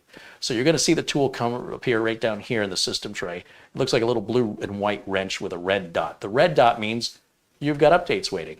If it's a green dot, you don't. So when you notice the red dot, and it will occasionally pop a little window up in the corner to say, hey, you've got updates. Updates typically require a restart, so don't update until you're ready to restart. And then you should do the updates regardless of reading about what they are. They're necessary. For example, the latest video card driver is for Windows 11 compatibility. So if you want to wait until you have a Windows 11 compatibility problem and then blame Microsoft for it, then you realize it was your driver that you should have updated for free 8 months ago, you're going to probably feel foolish if you even recognize it was your own fault that was avoidable for free and it was alerting you for 8 months. Some people are against updates, so what are you going to do? They just like to complain and blame everybody else for their choices. But I really, really like this tool, and I wish AMD had an equivalent for it. But they don't. I also wish AMD had more CPUs with graphics in them. They will, but they don't yet. They have some, but not as many as Intel. And we're getting there. Intel has been doing this. This is the same, this is this is the 9th generation of the same chip. They're already soon coming out with the 12th generation. AMD's only on their 3rd. So they really just need to keep polishing and polishing, maturing and maturing, and AMD is going to get there. Just need time. My buddy Ron's checking out. Hey Ron, have a good night. Good to see you back.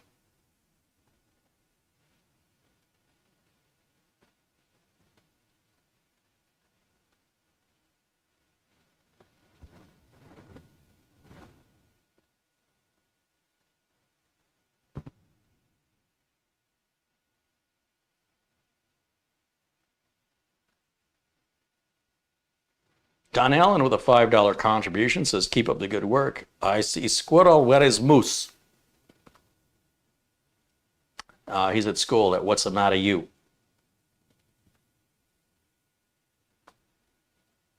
Thank you for your contribution, of course. So yeah, just as I mentioned, the, what did I just do? I just did something.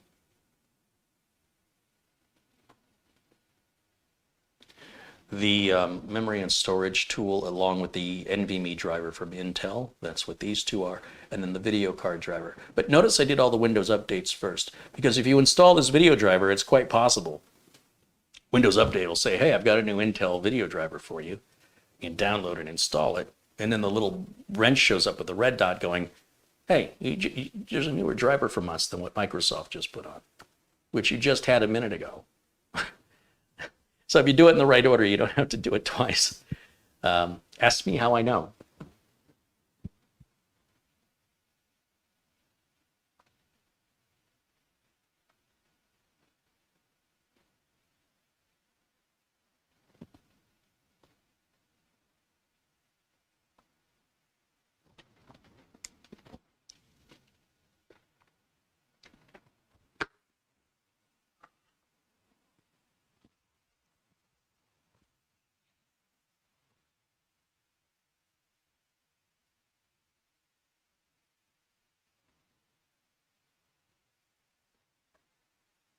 There we go.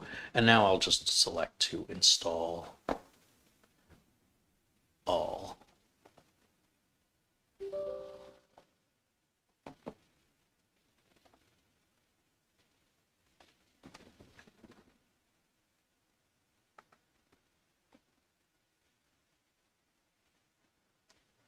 I'm looking for, where is it? Fit to screen. I feel like I'm not getting the whole screen. There it is.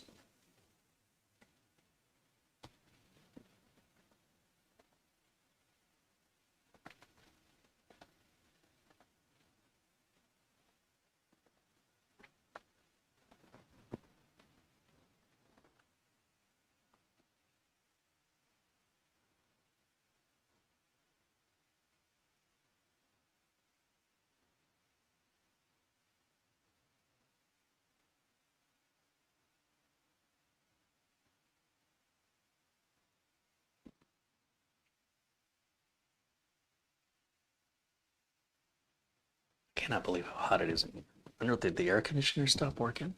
It hasn't been on in a while.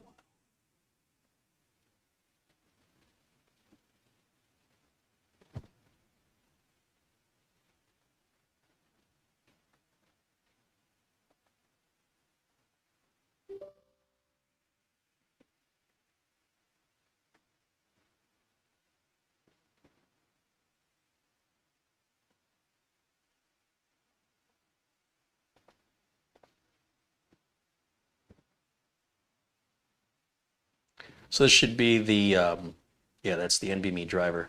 We'll restart the computer as required, and then we'll come back and we'll install that video driver. That video driver takes a few minutes to install, even on the fastest computers. It's a sizable driver, and it's worth it to spend a couple minutes to let that install. It just takes a little patience. Doesn't have to be done very often, and you'll avoid having problems if you install it, rather than waiting until you have a problem and have to react to it. This will avoid having problems that you won't have to deal with. It's kind of a hard sell sometimes to tell people you're going to be avoiding problems, because how can they know for sure, right? If you're always just reactive, how will you ever know that being proactive was effective in any way, shape, or form for problems you never had because you were proactive? I don't have an answer for that. It should just be common sense.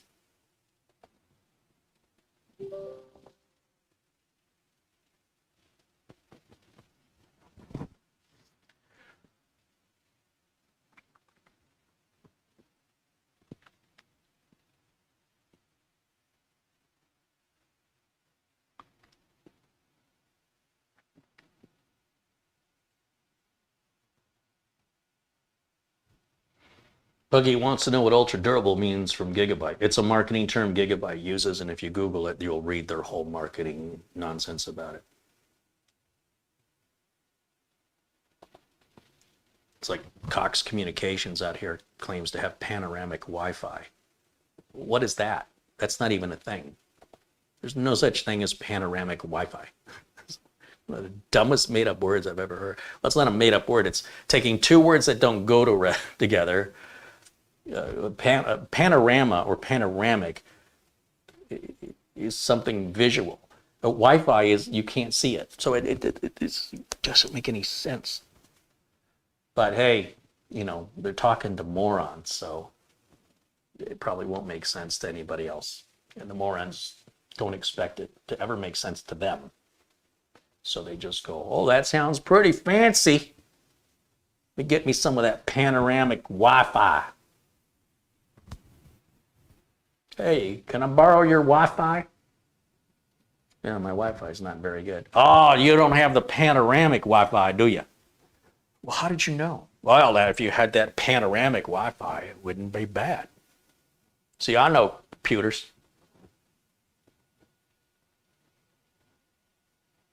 I've seen the TV commercials.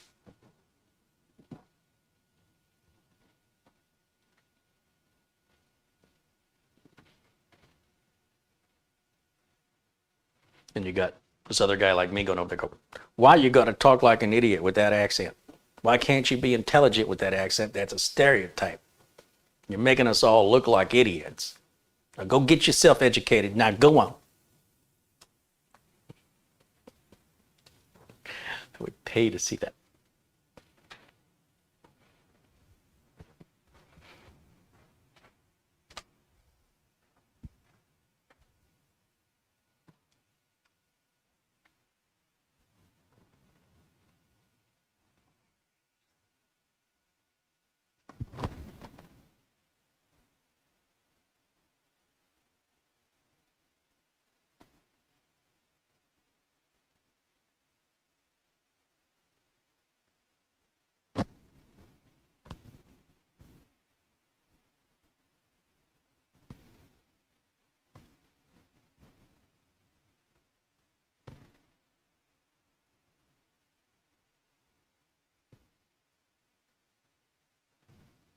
Surf wants to know, in a majority of your builds, do you recommend for your customers to do fresh installs when upgrading systems over cloning? Of course. You're always taking a chance when you're cloning. And that risk, whatever Windows bit rot you might have over time in your registry, why would you carry that over on a new build and hamper your new build? I can guarantee you that your system will run faster and more reliable, and it will probably boot faster on a new install. When you clone onto new hardware, presuming we did an upgrade of new hardware, it might work or it might crash. Only time will tell, which you might end up just having to do a reinstall anyway, a fresh install, and all you did was waste your time and double the amount of time you needed to get it done. And people don't like to do the fresh install because it's a lot of work, but it's really not that much work when you look back on it and you look at the benefits, the peace of mind and security and the performance and the reliability. I've never heard anybody regret it. They have this sort of anxiety about doing it that they just think is torture. And when they're forced to do it, they realize it really wasn't as bad as they thought it was going to be. And after about 2 weeks, you call them and you say, hey, how are things, or are they still in a bad mood? Are they still overwhelmed with this idea of putting everything back? Oh, they're happy.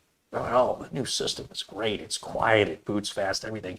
I got 25,000 windows open at the same time. Just responsive. It's never run better. So the reinstall then was worth it. Oh, it was definitely worth it. I'm so glad I did it.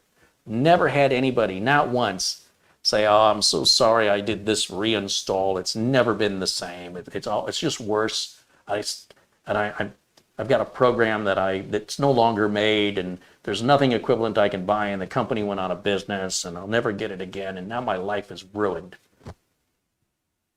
Whatever that piece of software was, it was crap. And you should have given it up a long, long time ago, just like the developer did.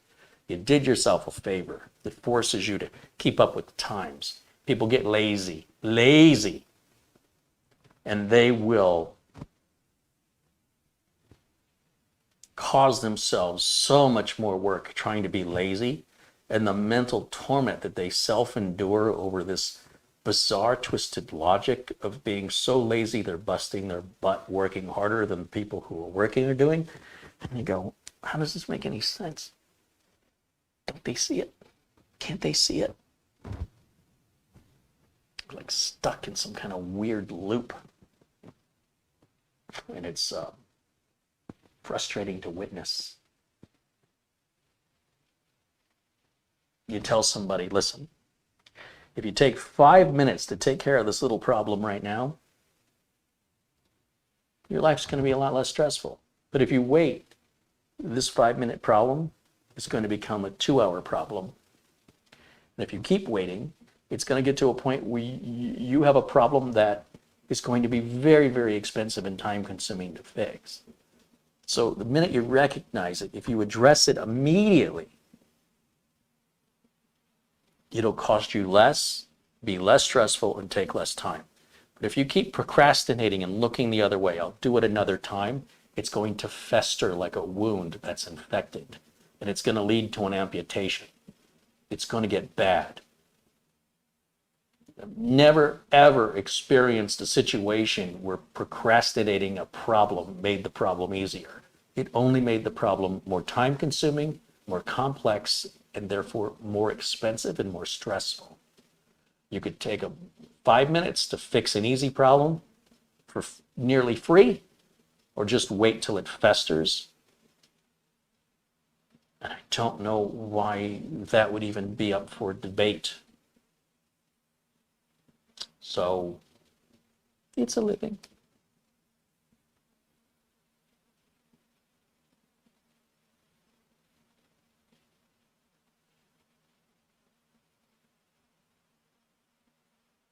So the board is updated. We've got Windows 10 installed and activated. I'm very comfortable now to go ahead and install the board into the Corsair 200R. So let's go ahead and power everything down and let's get the board installed. It only takes a minute, well, a few minutes to get the board installed. So let me shut it down. I still have a few things to do here, like optimization tool and stuff like that, but all very minor stuff. So we can just keep this thing moving forward. And we can go full screen back on camera one. Camera one. There it is. We'll shut this off and unplug it so we don't electrocute ourselves. No power plug. No possible way I can be electrocuted for touching any of this.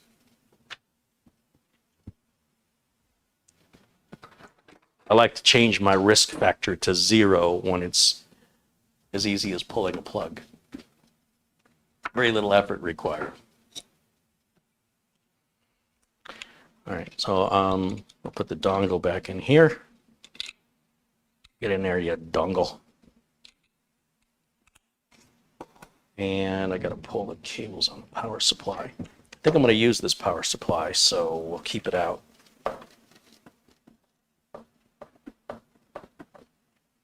It's very tight. I've got a very small flat blade screwdriver just for the occasion, just to get this connector separated without worrying about breaking anything. There we go. All right, so let's put this just over here very carefully as I don't scratch my countertop. Let me grab a Corsair 200R, a brand new one. Got it out of the box, ready for showtime. We'll put it up here.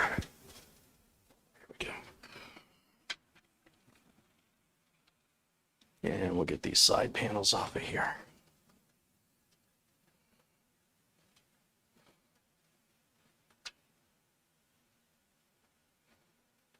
Want some nuts? Those are thumb screws. You got me, Nutty. You got me. I tried to trick you. You're going to have to do better than that. Nutty was born at night, but not last night.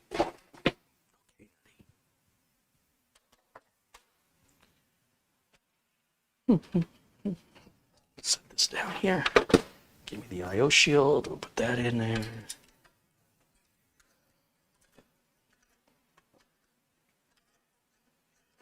Probably helps if I face it the right direction.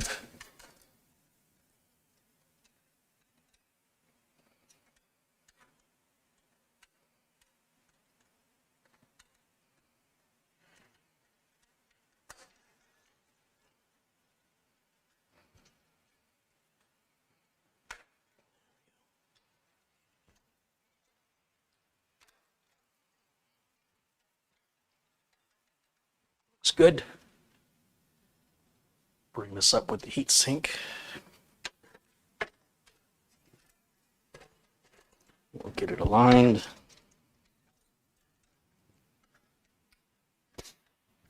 Well, that was almost too easy. Now, I already know I'm going to have a hard time getting that CPU power connector and that rear fan connector on this board. So I think I need to put the power supply in first, route that CPU power cable up through the case, and then reseat the motherboard at that point. Otherwise, I'm going to have to remove the top of the heatsink, which I forgot. I should have waited to put that on. But not a big deal. Just have to do things a little differently to be flexible for that situation. Accommodate it. This is the EVGA, the 500 watt, $40 power supply, man. I'm telling you, it's a really good power supply. It's a good company. They offer good American-based support from real technicians that don't have to read scripts to give you answers to your technical questions. They know what they're talking about, and it's pretty rare you'd ever have to call them because their products are that good. Funny how that works, isn't it? The companies that offer the best support are the companies that you would rarely ever need to call for support. I wonder if those two things are related.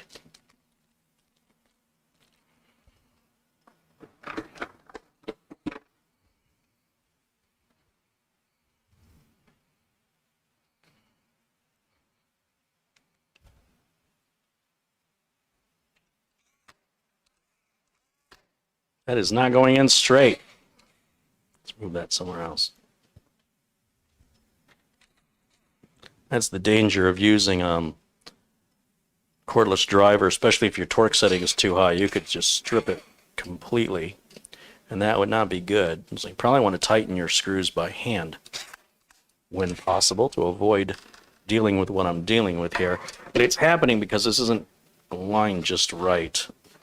And I don't want to put the screws in too far so that I can still move the power supply a little bit to get the holes to align properly. And having the lazy Susan moving on me while I'm trying to do this, there's an added level of complexity. I'm going to leave it right there for now and just move on in the hopes that I can get these others. Yeah, I'm just not lined up correctly here.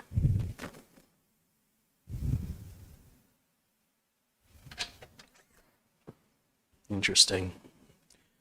I was kind of excited to see that Duran Duran has a new album coming out, and they've got a song off the album that is released called Invisible.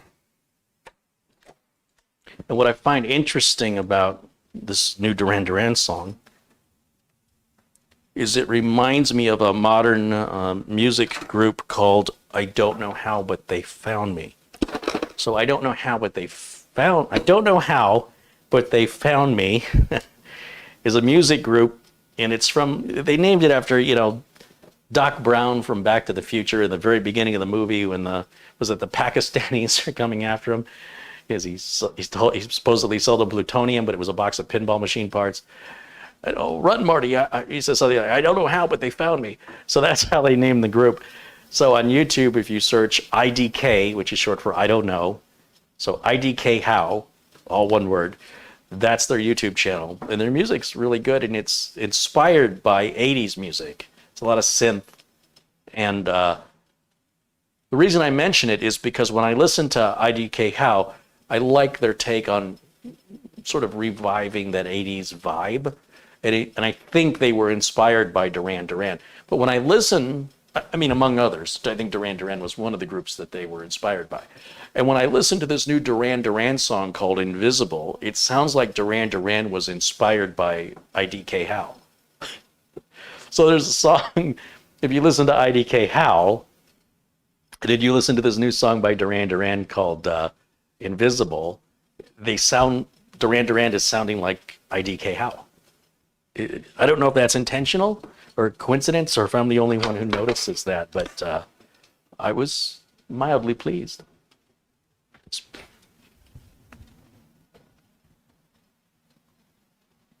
pretty good.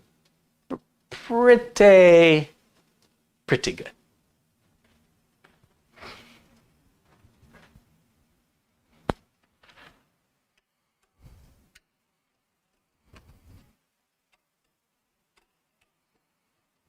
The resistance I'm getting on the screws suggests they're not in straight, but they're going in. I don't know why there's such resistance. However, it feels okay. It's just tight. There we go. And they're stopping, so it's not like I got the wrong thread. Not sure what that's all about. Sounds like something popped into position there. So I might just not have had it aligned, and I could have taken it all back out and started again, but you know what? Even though this isn't normal, it's not going to hurt anything, and it really shouldn't be this much effort, to be honest, and it depends on my mood, which approach I want to take. Yeah, that just loosened up. Now it's tight. Okay. So normally a power supply install doesn't take that long, but it's just 4 screws. It's really no big deal.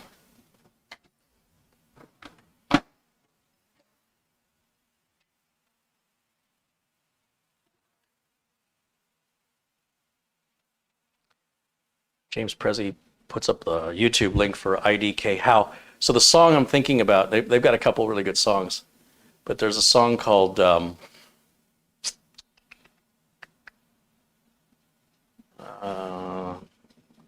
it's called Do It All the Time.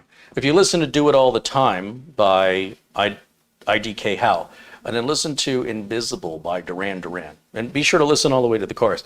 I think sounds exactly the same. It's different music, but it sounds like the same instruments and the same singer to me. And I mean that in a good way.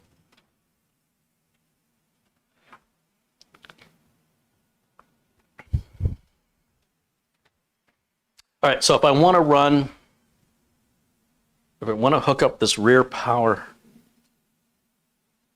cable from the rear fan, I could cable tie that now, and I do need to run that 8-pin CPU power out right now. So we can take the big 24-pin connector and bring it out through here. And then we can take the 8-pin CPU connector, EPS power, and we'll slide that. Where are we going with this? Go over here. Bring that up here. And just bring it in here for right now. So what I'll have to do is bring the motherboard in and attach this. You won't be able to see it because of the angle of the camera. And as far as this fan goes, I should probably cable manage this right now because it's going to get difficult later. And I need to also connect that fan up. It's right up in that top left corner. And with the Mugen heatsink in the way, it would be a lot easier to just take the heatsink off than to do what I'm doing. But it would be way harder to leave the heatsink on and then try and do this after we've secured the motherboard down on the motherboard tray. That would be very, very frustrating to try and do that. So what I'm going to do is just grab a couple cable ties. It only takes a minute. And if I had used the Noctua cooler, the cooler is a little narrower, and I probably would have enough room to get my hands in there, but you might not have enough room for yours. So these are just things to consider on your build. But even if you didn't realize it until after you were halfway there, it's no big deal to take a few screws back out. It's part of the process, Just something you learn.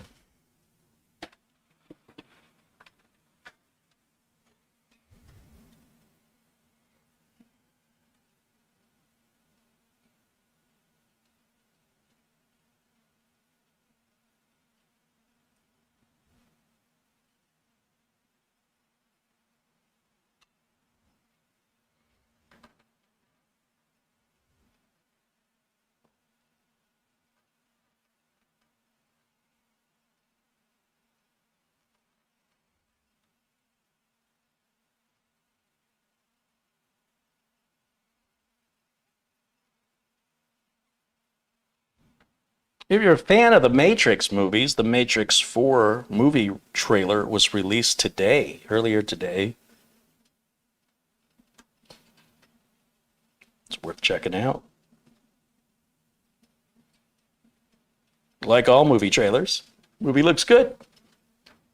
If the movie's as good as the trailer, you shouldn't be disappointed.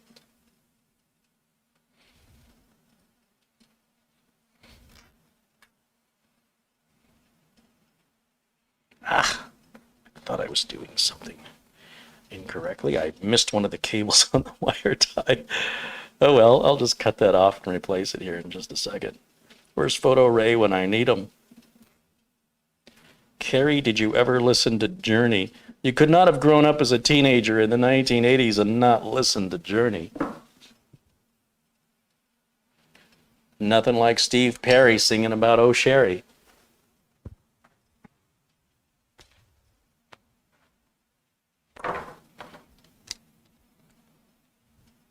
Not one of my favorite bands, however. They're okay. Journey and REO Speedwagon, yeah, kind of the same to me. More of a Foreigner, Styx, Duran Duran, Thomas Dolby, Def Leppard, AC/DC kind of guy. Throw in a little Dead or Alive and, I don't know, little freestyle Stacy Q and Trenier mixed in with some Thompson Twins. That's more my speed. All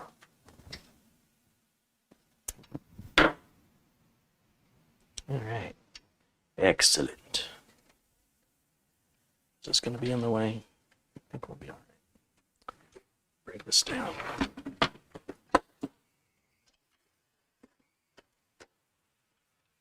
Pet Shop Boys. Yeah. Music of my era. The soundtrack of my childhood. At least of my teenage years. What am I doing? Putting this in completely wrong? Maybe. Don't judge me.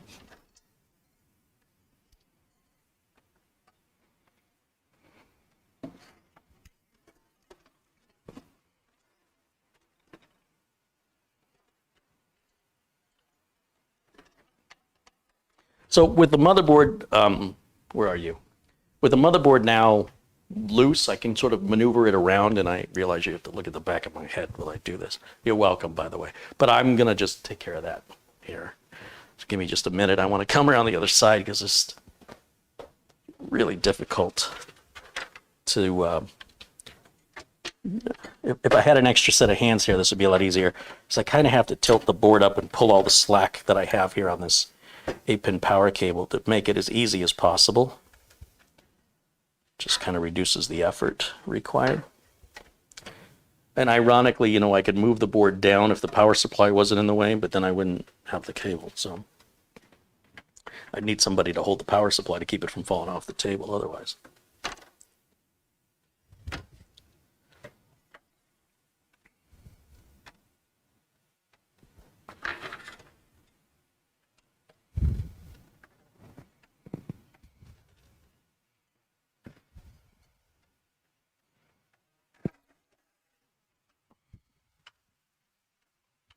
See, that's way easier. Way easier, but to have somebody hold it like this would be helpful.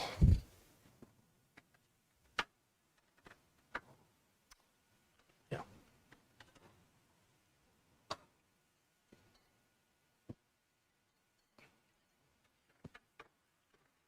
Once again, just installing the board and removing the heatsink from the top of the CPU, I could install the board that way and save myself this awkwardness, but it's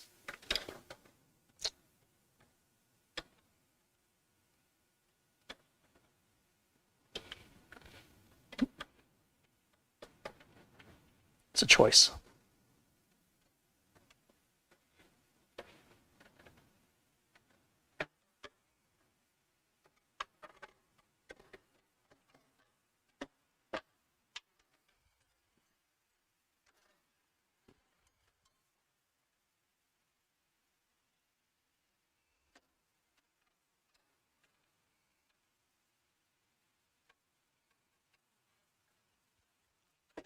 this way. It's a little easier.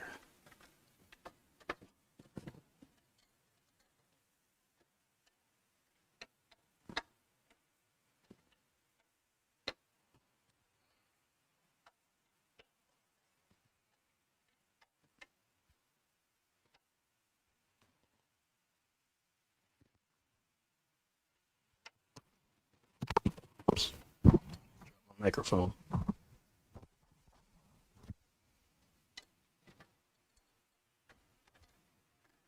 Kind of feel like the CPU power cable's not as long as they used to be, or I'm just really out of practice on this. It shouldn't take me this long.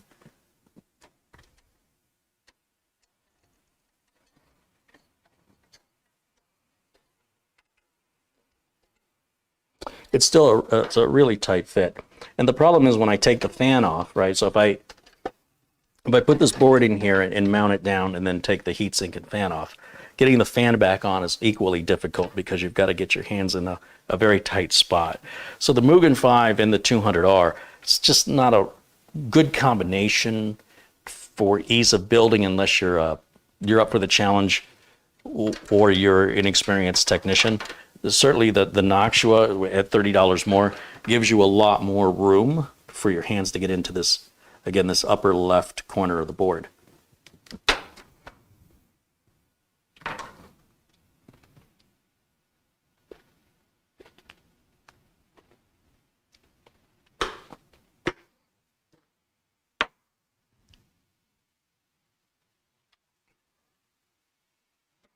I will tell you this though, I'm getting a little frustrated. If I take this heatsink off, if I'm careful, I won't have to reapply the thermal compound.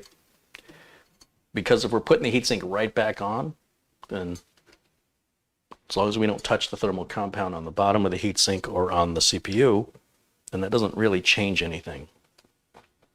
So what we can do is take the fan off of there. And I'm just kind of impatient tonight. I just want to get this done. Rather than keep fidgeting and eventually getting it, I'm just gonna do the more labor-intensive thing and remove the heatsink, which isn't all that labor-intensive, to be honest. It's not a big deal.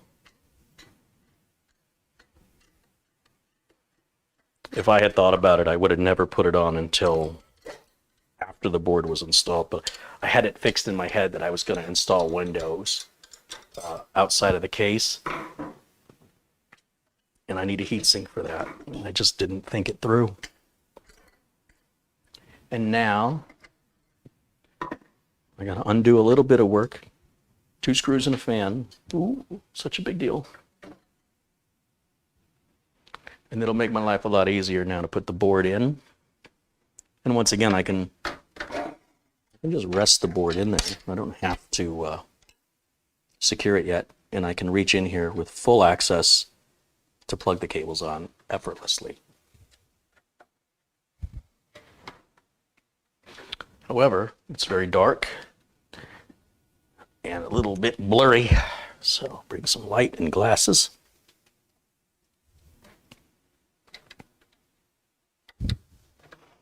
That one's on.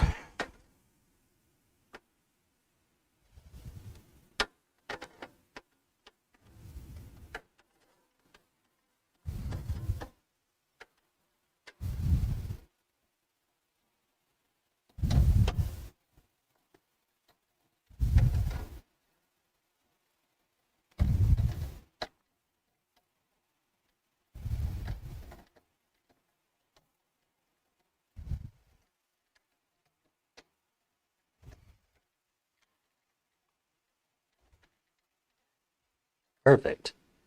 So now I don't have a heatsink to grab and move the board back and forth, which makes it a little harder to get the board aligned because I don't want to, grab it by the RAM and I don't want to touch any of the components. So I'm carefully holding it by the edges and by one of the metal supports on the heatsink around the CPU.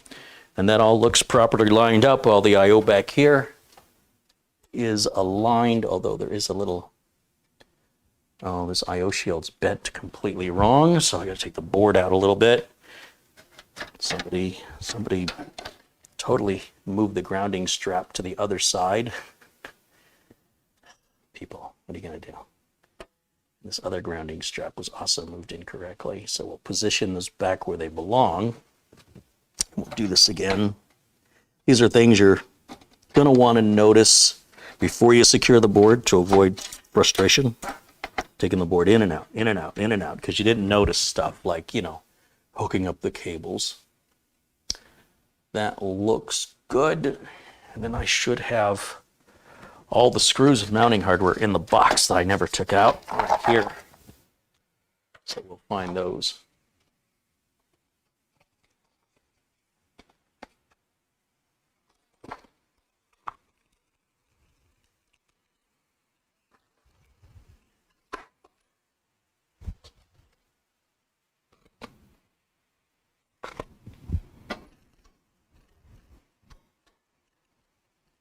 More nylon zip ties to add to my collection.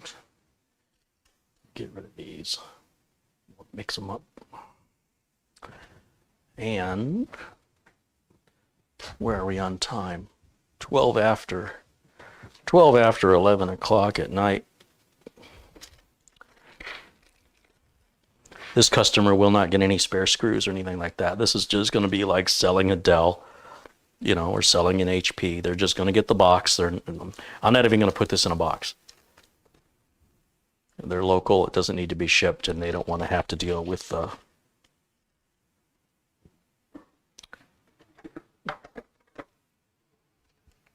trash.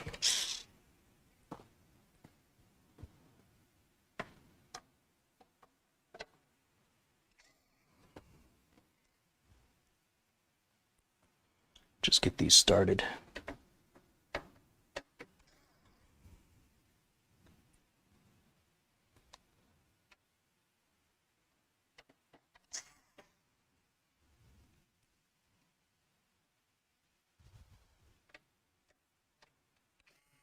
There we go. Now I can tighten everything down. We got a torque setting of 3 on the driver. Missed one. I forgot one right over here. There we go. All done. I can put the heatsink back on now. I've been very careful to avoid any contact with the thermal compound on both the bottom of the heatsink and the top of the CPU, so it'll go right back how it was with the same placement of thermal compound unchanged.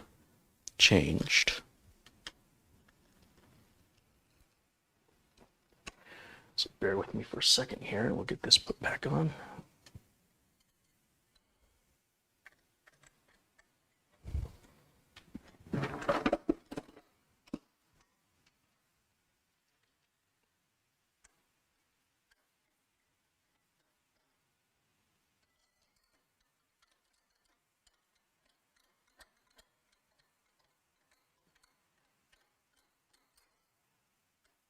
Still way easier than a Hybrid 212 Evo. But even that, again, will have a narrower heatsink because it's not as big or it doesn't cool as well. Oh, I didn't even start that side. We gotta back this off. There we go.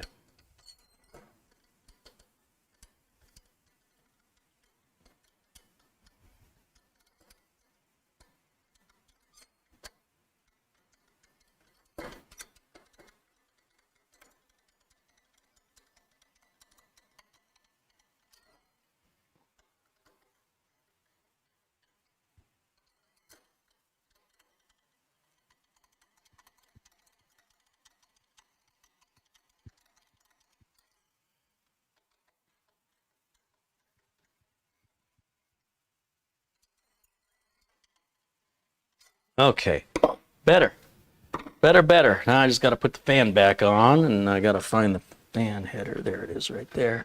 What did I do before? I ran it under there, didn't I? So we'll put that one there, like this.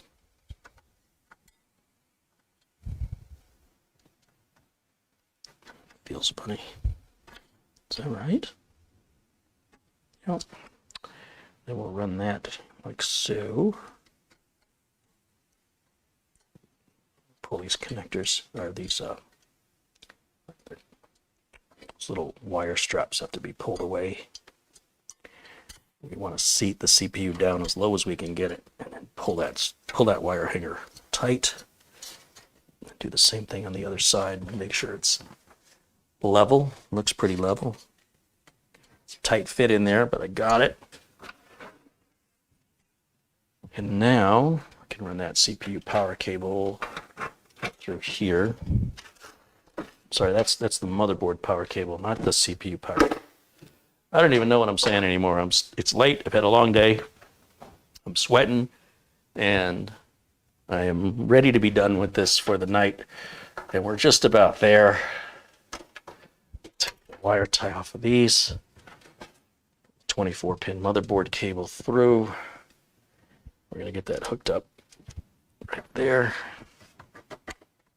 We're going to pull all the front I/O cables out.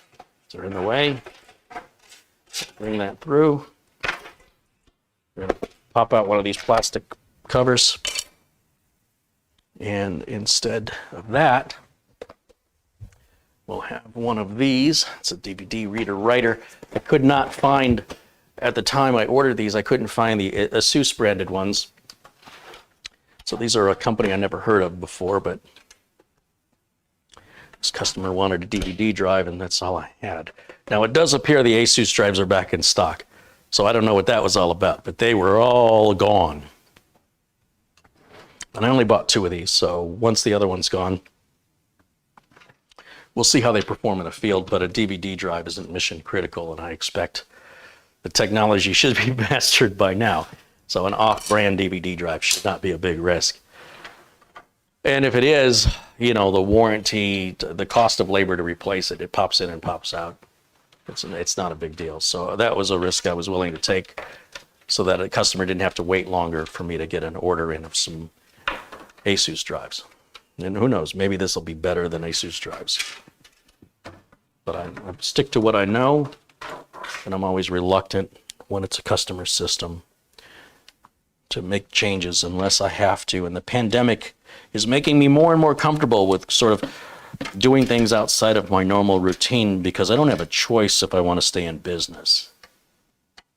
So I'm finding I'm taking a little more, I'm a little more flexible with part selection based on availability in order to satisfy customers' timeline and budget. And I hope I won't regret it later. So I just don't have a choice.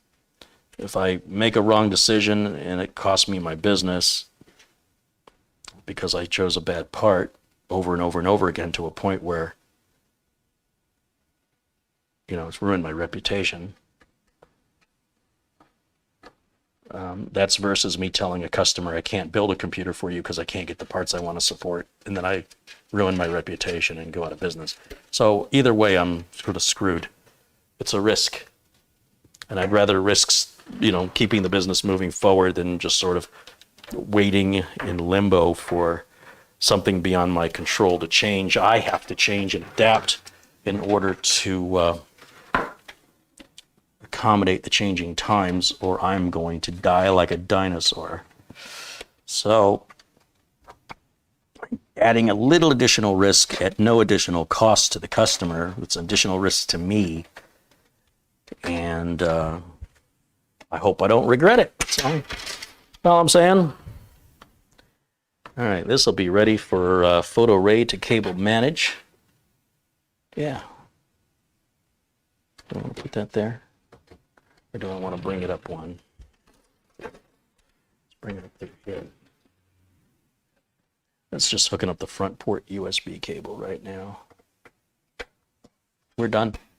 That's all done. So the DVD drive still needs power and a data cable attached to it. That'll be done later in the process, but we can fire this up and make sure everything's going to run okay. And I expect it to, because it was before I plugged, installed it. So unless I severely screwed something up, it should just fire right up now.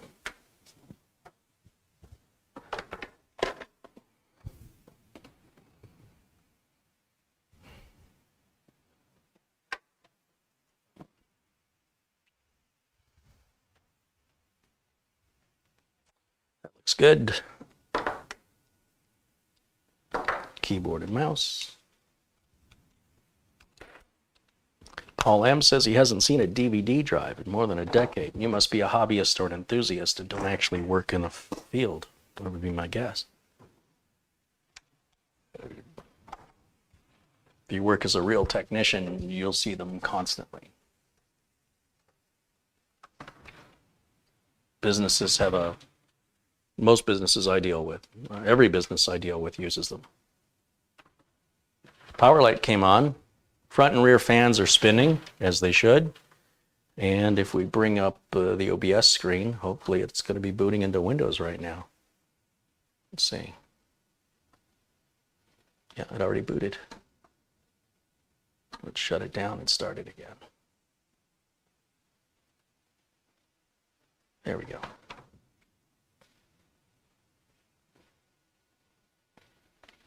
Dead silent. Dead silent system. I don't hear the rear case fan, I do not hear the power supply fan, and I do not hear the side Mugen 5 fan, but they're all spinning. Well, I assume the power supply fan is spinning. It was when I was looking at it sideways. There's your boot time.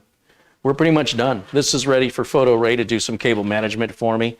He should be getting good at doing these 200Rs. They're pretty straightforward, as well as hooking up the power and SATA cable to the DVD drive, which I'm assuming is going to work. And I might put a little fine threaded screw into each side of the DVD just to secure it.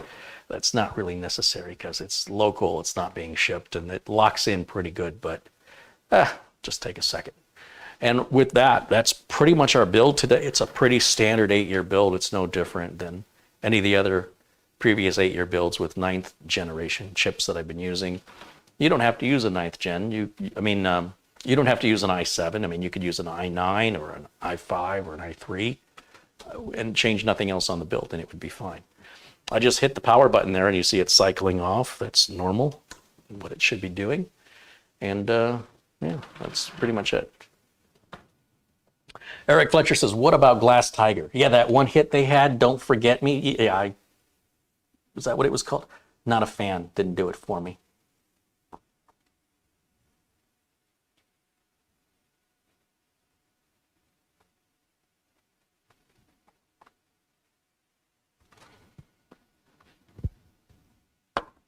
Take a look here at the comments before I say goodnight and see if there were any questions or comments I should be responding to.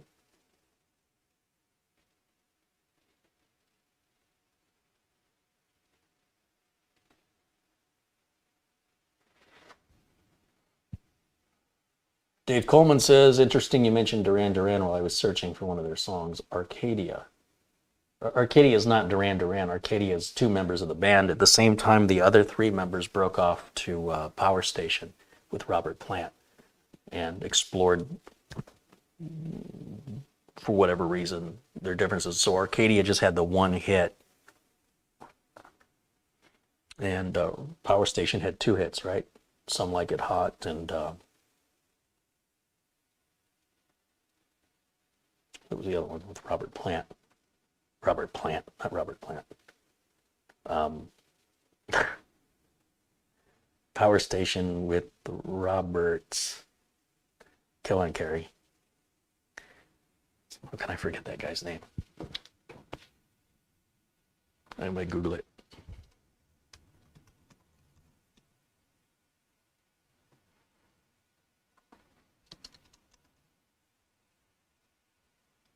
Robert Palmer. It didn't even come up yet. It came into my mind just as the screen. Oh, sure it did, Carrie. It did. And in Arcadia, what was the name of that one song? Election Day? Arcadia. Yeah, Election Day. And look at the lyrics to Election Day and tell me what it means. It's sort of like Stevie Nicks. Like, what the hell is she saying? It's great music, but I don't know what she's... I understand those words, but it's poetic. It's written in a way that doesn't... It's not the way people speak. It's the way poets write, and it has some deep meaning. Christine McVie was like, yeah, Stevie Nicks writes great songs, but I have no idea what she's singing about. No clue, right? You listen to Christine McVie and she's like, oh, you know, her lyrics are just pretty much means what she says, plain English. And you listen to Stevie Nicks and you're like, what? Did I hear that correctly? What does that even mean? Sounds good though. So Arcadia, the lyrics are kind of like that.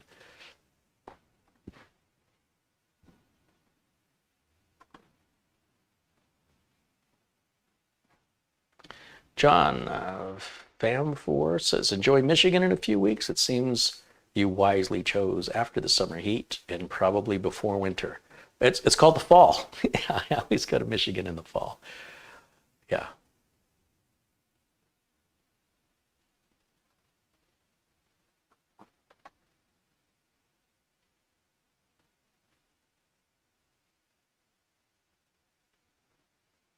So back into the chat.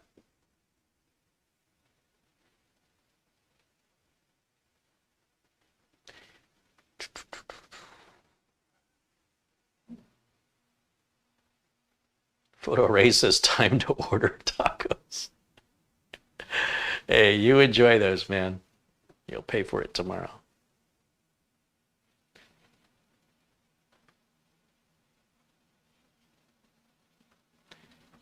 Man, how hot is it outside right now?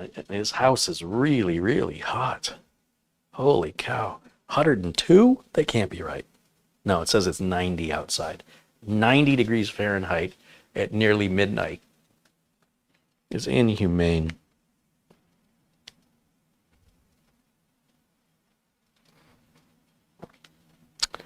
Thank you again for the contributions. It looks like John Rudgis has sent an Amazon gift card. Thank you, John. And as I mentioned earlier, it was a generous contribution from Jason Cordry. Thank you, Jason. I got Larry's computer shipped out to him, LRCX. He should get that on Tuesday. I've got 2 other systems shipped earlier in the week. This one will go next week. It'll be hand-delivered. Another one's going to be hand-delivered tomorrow after the show. And then there's a third one.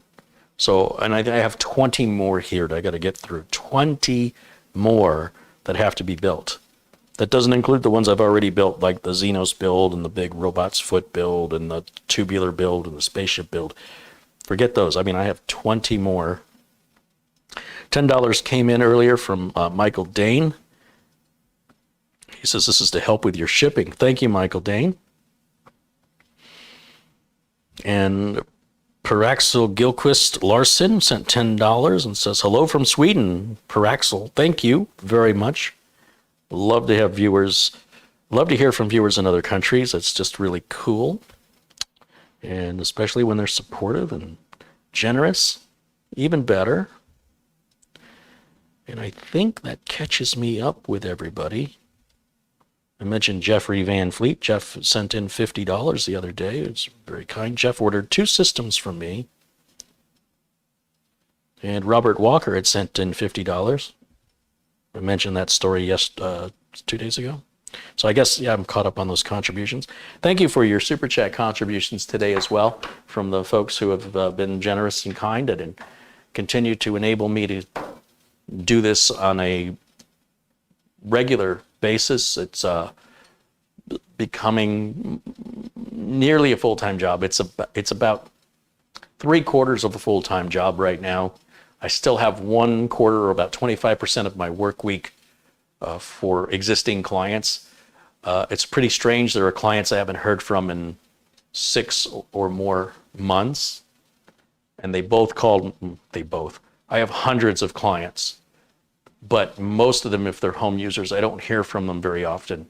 Maybe every 12 to 24 months. I could go anywhere from 12 months to 24 months with a residential client before I hear from them again.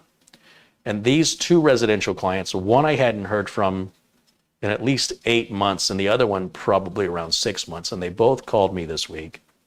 And then one of my retainer clients had an issue with one of their printers after another tech had come in to install IP cameras and change the entire network's IP octet. So instead of like 192.168.0. whatever, which everything was configured for, they now have a 192.168.1 because the technician did so without consent or permission in order to get his cameras online. It doesn't make any sense. And now they can't print and they can't scan and the postal machine doesn't work and la la la la la. So we're trying to go through things one at a time and reassign IP addresses. And then one of their copy machines wouldn't scan anymore. It's supposed to, like when it receives faxes, it's supposed to save the fax automatically to the server so they're not wasting paper. And it's not really a server, it's a network attached storage device with open guest authentication. Anybody can, if you're on the local area network, on the non-routable private IP, you can access it. It's not a big company. So I said, well, the interface on this printer is really wonky. It's a Ricoh printer. Why don't you call the Ricoh printer guy and, have them adjust it. It should just be just tell them the IP address changed. They should be able to fix it quickly. She calls me back. They say, no, they need a username and password for the server. You just tell them there's no username or password for the server. Tell them it's a network attached storage device on a peer-to-peer network. She calls me back. She goes, would you talk to him? Because I can't talk computer talk. I don't know what you guys are talking about. Can I put you on a three-way call? I said, yeah, of course. She puts me on a three-way call. A guy says, hey, starts out really professional. And I said, well, I'll tell you what the story is. We have two of these printers. One's new, one's old. Some other tech came in here without authorization or consent, changed the entire IP structure of the network, and are still finding, 2 weeks later, things that aren't working. And at this point, we have one copier that's scanning fine, and this one it'll no longer go to the NAS anymore. And he says, well, that's fine. I just need the username and password. And I said, well, there is no username or password. As I mentioned, it's a guest authentication. It's on a Synology NAS. He goes, well, our printer requires SMB, so, SMB requires a password and a username. I said, no, it doesn't. I said, look, I don't know if your experience is limited in networking to printers, but I've been doing this for 10 years. Look, I've been doing this for 30 years. And I kind of caught myself and I said, listen, if it requires a username and password, and somebody changed the IP address, but nobody changed the username or password, then how was it working before? He goes, well, if you give me the username and password, I go, dude, why are you so stuck on this username and password issue? He goes, look, SMB is SMB, right? I go, no. There's SMB1, there's SMB2, there's SMB. Yeah, but SMB requires a login. I go, it doesn't require a login. I go, look, do you know what guest authentication is? If your printer requires those fields to be filled in, you can literally put anything in there you want because the NAS, which is a Synology NAS, is going to accept literally any username and any password. It's not a requirement. And I said, I don't know if you're not hearing me or you're not understanding, but I just need you to explain to me how you can change an IP address and suddenly the username and password is changed. And you're not even listening because we don't have a username or password. I'm the one who architected this network. It exists because I created it. I think I know what I made. Somebody says, I'm sorry, I'm going to take this call. I was just overhearing it. Can you tell me what's going on? I said, explained, we just had an IP change and now the thing won't send the faxes to the NAS. It won't scan to the NAS. And he says, let's check the IP address out, right? And we're both looking at it together. And he says, we're doing it together. And the poor client is listening to me argue with this person, which I found regrettable. I didn't want the customer to have to hear that. And he says, well, what if we change this IP address? I said, yeah, change it to anything you want. I don't care. And so let's just put it on DHCP instead of a static. I said, great, go ahead. So he puts it on DHCP and then he pings the old IP address and it's still returning the ping. He goes, well, it seems like you must have two items on your network that are sharing the same IP address. Well, the printer was printing, it just wasn't scanning, but I mean, it's possible. It's absolutely possible. That could be right. And he says, well, let's put a different IP in here. And the software, the interface for these printers is horrible. It's horrible. So it shows a static IP and a DHCP IP. And I go, well, which IP are we using? He goes, we're using DHCP. You see, I've selected DHCP. I go, but why are both IP addresses bold on screen? Why is one not shaded out or grayed out? Well, there's no indication as to which IP address we're using right now. I go, that's a horrible interface you guys have on your printers, but that's why I don't do this. But yeah, go ahead and change the IP. I'll take your word for it. And he changes the IP address, and then he changes the DNS to the router, you know, the 192.168.1.1, and then he does a test scan and right over to the NAS, right over there, no problem. Didn't mess with a name or password. I said, listen, I really appreciate your approach to this problem. You know, the guy I was just speaking to, I don't understand why he insisted on digging his heels in on something when he wasn't listening to me. And, you know, we were already frustrated with a problem. And then to call somebody for help and to have them not listen and to bring up something completely irrelevant and then insist they're, you know, I gave the person everything they needed to know to fix the problem. And yet they decided to go off on a tangent with an issue we never had. And I don't know why he chose to do that. And I'm really, really disappointed in him, but I'm really, really appreciative of you because you listened to me and I like the way you diagnosed it, and it was a pretty obvious problem once you diagnosed it, and it was exactly what I said it was. It was an IP address issue, and I just didn't know how to get into your printer and adjust it because your interface is horrible, or your company's interface is confusing, and I knew it would be something simple.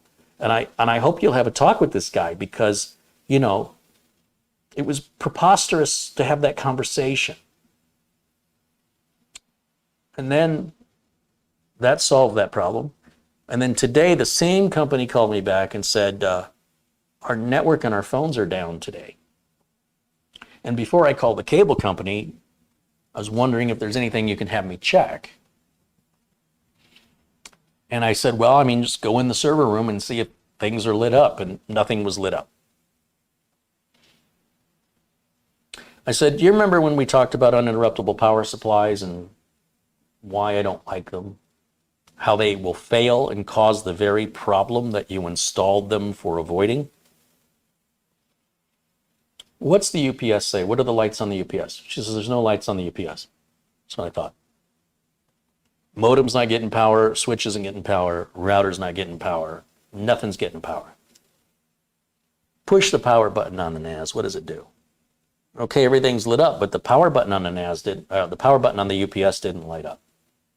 But there's another battery backup right next to it, and its power button is lit up. So you think there's something wrong with this UPS? I said, I can't see it. I always put a date on the UPS. How old is it? She says, it's 2018. Yeah, 3 years would be pretty early, but not unheard of. Let's just wait and see if it happens again. I don't know if the light's not lighting up on the UPS is a problem or not. Nobody's really looking at it. And at least we know if it happens again, either today or next week, we're going to have to replace the UPS or just don't even use it. You know, I'm telling you, these things are a nightmare. They often create the very problem you install them to avoid.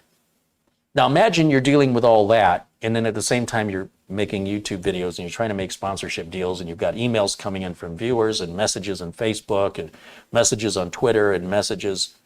You know, it's a never-ending barrage of just constant, everybody wants a piece of your time. And then I had a customer call me and say, I turned my computer on this morning, the computer you built, and then I turned it off. And then this afternoon I went to turn it on and my monitor just says no signal, nothing happens. So I said, well, all you need to do is unplug the computer from the wall and then unplug the monitor from the back of the computer. Wait a couple minutes and then plug them back in and call me back if it doesn't work. And she starts talking about a bunch of stuff that doesn't have anything to do with what I'm asking her to do. And I've got 2 other people to call back, and I got a person waiting for me. And the only reason I took her call was I thought if it's something simple, I'll handle it very quickly. I'm in a real big hurry here. She's not on a retainer. She's a nice lady. I've known her for years. And I'm like, stop. Just stop talking. I'm like, whatever this stuff is you're talking about has nothing to do with the instructions I've given you. I said, it's a plug. It's a power plug. You know, like a lamp, it requires power. Power's been around for over 100 years. All you got to do is unplug it. That's all I'm asking you to do. Unplug it. Wait a couple minutes, plug it back in. There's nothing else to discuss. Once you've done that, or if you're having any trouble figuring out how you unplug it, then call me back. But if you unplug it from power, let it sit a couple minutes, plug it back in, and then try and turn your computer back on, it'll probably work. And as far as your monitor goes, there's 2 cables out of the back of your monitor. One is for power, and the other cable goes to the back of the computer. You can follow it with your finger, unplug that cable from the back of the computer, and plug it back in again after you wait a couple minutes. Unplug, wait a couple minutes. So which cable do I plug in first? I'm like, it doesn't matter which cable you plug in first. I didn't specify that because it doesn't matter. Just plug them in and then turn it on. If you try to turn it on without the power cable plugged in, it's not going to turn on. And if you try and turn it on without the monitor plugged back in, you're obviously not going to get a signal to the monitor. So it doesn't matter what order you plug them in. That's why I didn't specify it. Now, please, I have to go. I have people waiting. If you would just try that, and if there's a problem, you know, call me back and let me know what happens, okay? And she says, okay. I say, thank you, goodbye. Oh my gosh. Oh my gosh. I'm giving you the most simple instructions, and I feel like I'm talking to a 4-year-old. And I'm under an extraordinary amount of pressure. I have all these people waiting for me, and I'm just trying to be helpful, and I should not have taken the call. I shouldn't have taken it. I should have let it go to voicemail, and I can't deal with it today. I can't deal with it tomorrow. She's going to have to wait till Monday. And I just thought, you know, it's probably this easy thing, right? So I'm in the middle of it, the next call, and beep, beep, you know, the call waiting's going off, and there's a voicemail left, and it's this person going, I did what you said, and everything's working, thank you, and I'll stop. I told her, I'm like, why are you turning it on in the morning, and then turning it off in the morning, and then turning it on in the afternoon, and turning it off in the afternoon? I go, this is where you're going to have problems. If you want to leave it on for the rest of the day, there's no problem with that. In fact, I would leave it on constantly and just restart it once a week. It's not a big energy usage. Well, my husband said I should turn it off. I go, well, your husband's not a technician, right? And I'm telling you, if you leave it on, you'll have fewer problems. But at the very least, when you turn it on in the morning, if you're going to come back to it later in the day, leave it on. You're going to have problems at boot up. That's when most problems happen, is when you start the computer. So stop turning it off and on and off and on and off and on throughout the day. It's causing a lot of wear and tear on the machine. And if you want to avoid dealing with this in the future, just leave it on. Just restart it once a week. That's all you have to do. You won't have these problems as often, if at all. Phone rings again. Well, here's another customer I haven't heard from in a long time. Let's see what this is about. And then, you know, I'm trying to make videos. I'm trying to get systems out the door. And it's too much. It's too much. And the reason I want to take care of it is I'm getting ready to go on my fall vacation to Michigan, and I don't want this stuff weighing on me while I'm gone. So I want to nip it in the bud as quickly as possible. Do you think I want to get in the car and drive for 45 minutes in 110-degree weather to go to some lady's house who isn't paying me to just get on the floor and unplug her computer and then plug it back in again? You've got to be out of your mind. I have other things to do. This is insane. So I go through the day and I don't eat because I'm so busy, and I start getting hangry, right? And people are like, oh, you're kind of a jerk. And I'm like, do you understand what's happening right now? I'm sorry I try to be so helpful, right? Call somebody else. Because clearly there's more, people are asking me to do more than I can do. And I'm too stupid to say, I'm sorry, I can't do that right now. Instead, I'm saying, let me help you with this. It'll just take a minute. I feel better. Thanks for letting me get that out. Just the timing was bad, right? This poor person, you know, she could have called me, like, when I get back from vacation, she could have called me and I'd be all relaxed. Hey, how are you? Everything's real good. Oh, yeah, oh, you got it. And I'd sit there and chit-chat with her on the phone for 90 minutes for all I care. Just super relaxed, not much going on. No. She's got to pick the time where I'm trying to wrap all this up, get this stuff out the door. I'm trying to manage all these things happening simultaneously. And I'm doing so in an environment that's overcrowded, overheated, during a pandemic, and busier than ever. Wow, wow, wow. I don't like the way my job treats me. I think I'm going to boycott myself. I'm not going to support my business because my business overworks me and it's not fair.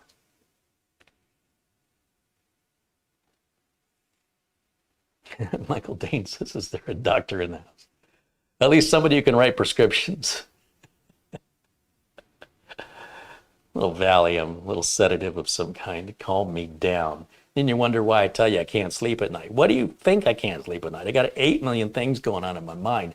And every system I shipped feels like a little weight has been removed from my shoulders, and it just feels good. It feels good to get a computer out the door. It feels good to get a problem solved, check it off the list and move on. You never have to revisit it again.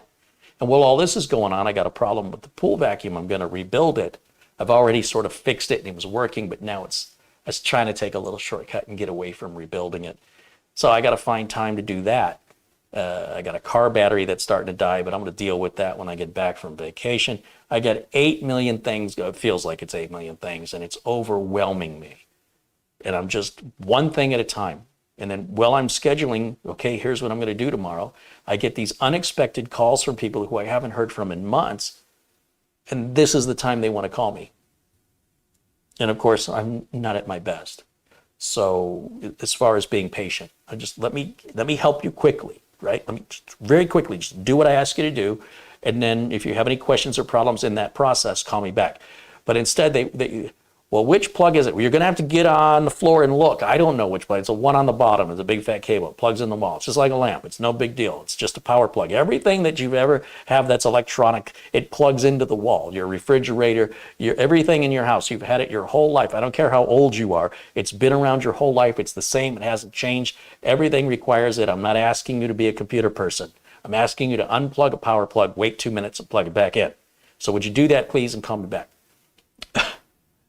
Just like what are you not understanding? Am I talking too quickly? Should I slow down? Please, I've got people waiting. I'm just trying to help you. Please, please, please try. I was this close to calling up somebody and saying, would you like to make some money? Get in the car and drive over to this lady's house and unplug her computer for her, because I don't have time for this today. You can have the money, have the business. I don't even care.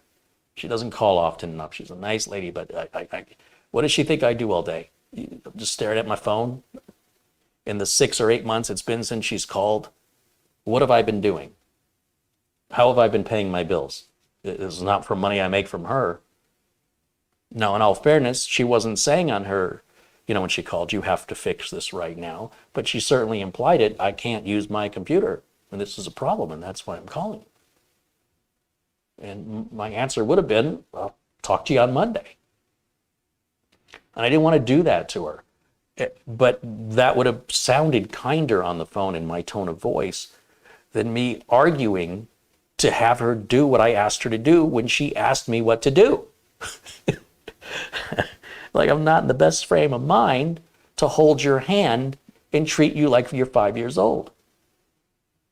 I'm capable of doing that, but I'm not willing to today.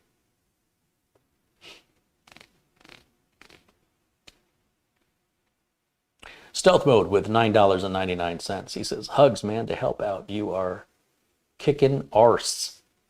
It feels good. It feels good to get these computers out. Like I said, there's 20 more prepped motherboards here. 20. On top of the other systems that are already done. And other systems, some of those that are done are still waiting for cable management. So we'll put Photo Ray back to work here, including this one we just did tonight. And I'm going to work my butt off next week. And once again, try and get at least a system a day out for each business day. Remember, I lost a day because of Labor Day, so I only got 4 systems out this week.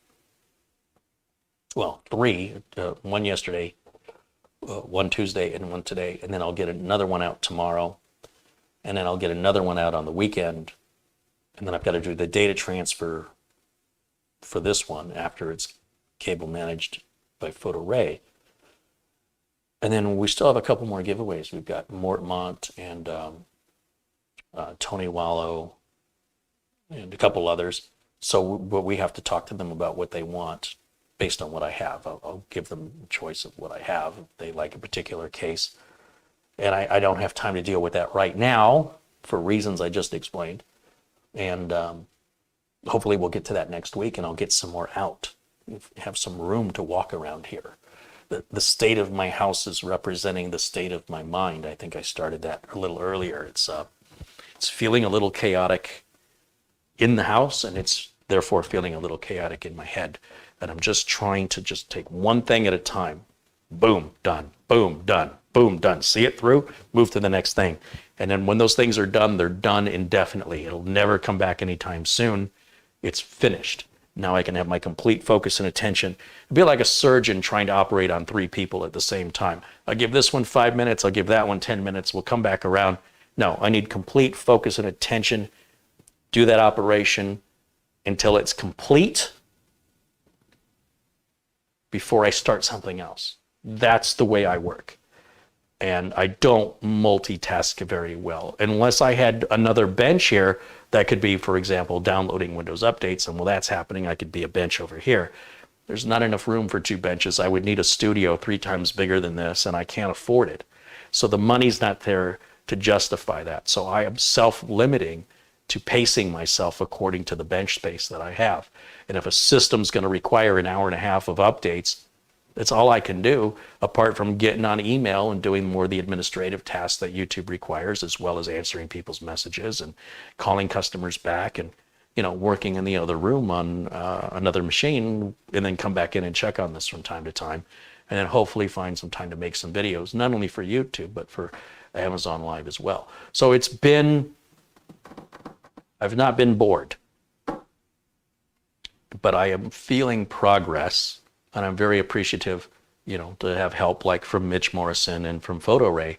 That's really helping me a lot because I was feeling like I was drowning. And speaking of Mitch Morrison, he'll be back tomorrow. We'll be live at 1 o'clock as we are always on Fridays. And we're going to continue that big beast build. We're going to be prepping a mini ITX board that's going to go in there.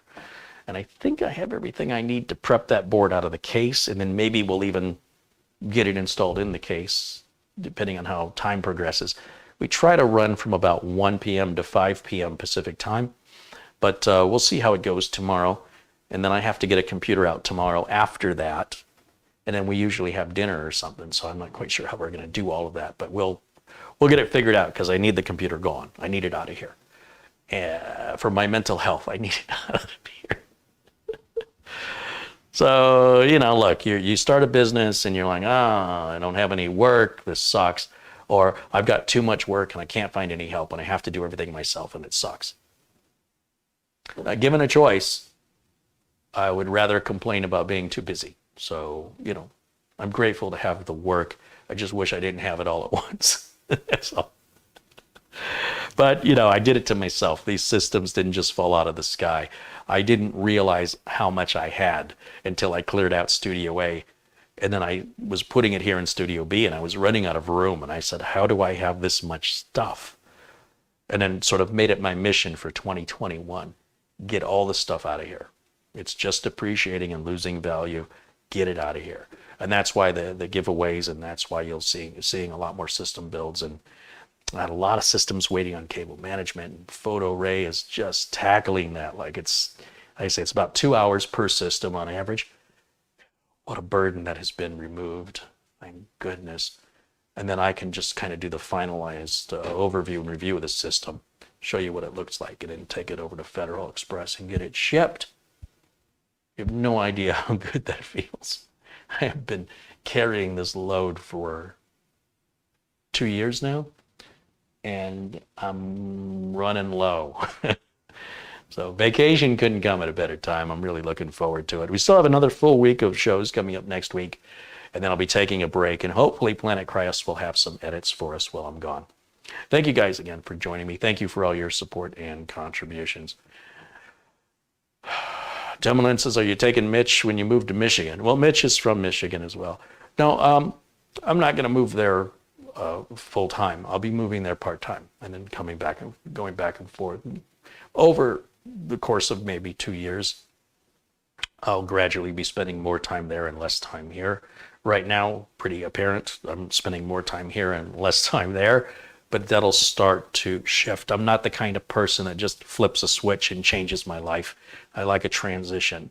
So there'll be a transitionary period, and there's a lot yet in Michigan with regards to where I'm going to live and what opportunities exist that have to be explored before I'm willing to just change my whole life. So no, Mitch won't be going out there with me, but he's certainly welcome to visit at any time. He'll always be welcome to visit. And while he's visiting, we'll probably make a video, right? But I won't be out there more than 4 to 8 weeks at a time and then coming back. Because, I have my dogs out here and I have customers out here and I'll still have those customers. I need a way to balance to do both until I can eventually transition that out slowly over time, little by little, just whittle. And before you know it, I'll be full-time in Michigan and have all this shut down out here. I'll still come out here to visit. And if the Michigan winters are too harsh, if they're harsher than I remember, I'll come out to Arizona for the winter time and I'll be a snowbird. I'm about reaching that age anyway, so it's kind of a law. Feels like it. But I don't think the winters are going to be that harsh, but it's been a long time since I've been through a Michigan winter. And I'll always have Arizona to come back to if I want to. So, way more information than you needed to know about my personal life, but thanks for asking. Tommy Baker says, a dog who chases 2 rabbits at the same time catches none. Yeah, that's kind of what it feels like.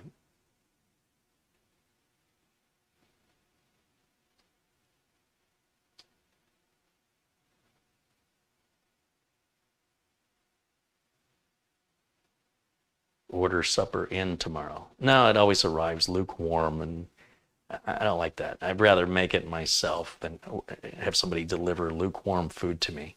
Ugh. Go to bed, doctor's orders. No, I can't go to bed. It's only midnight. I can watch a little TV.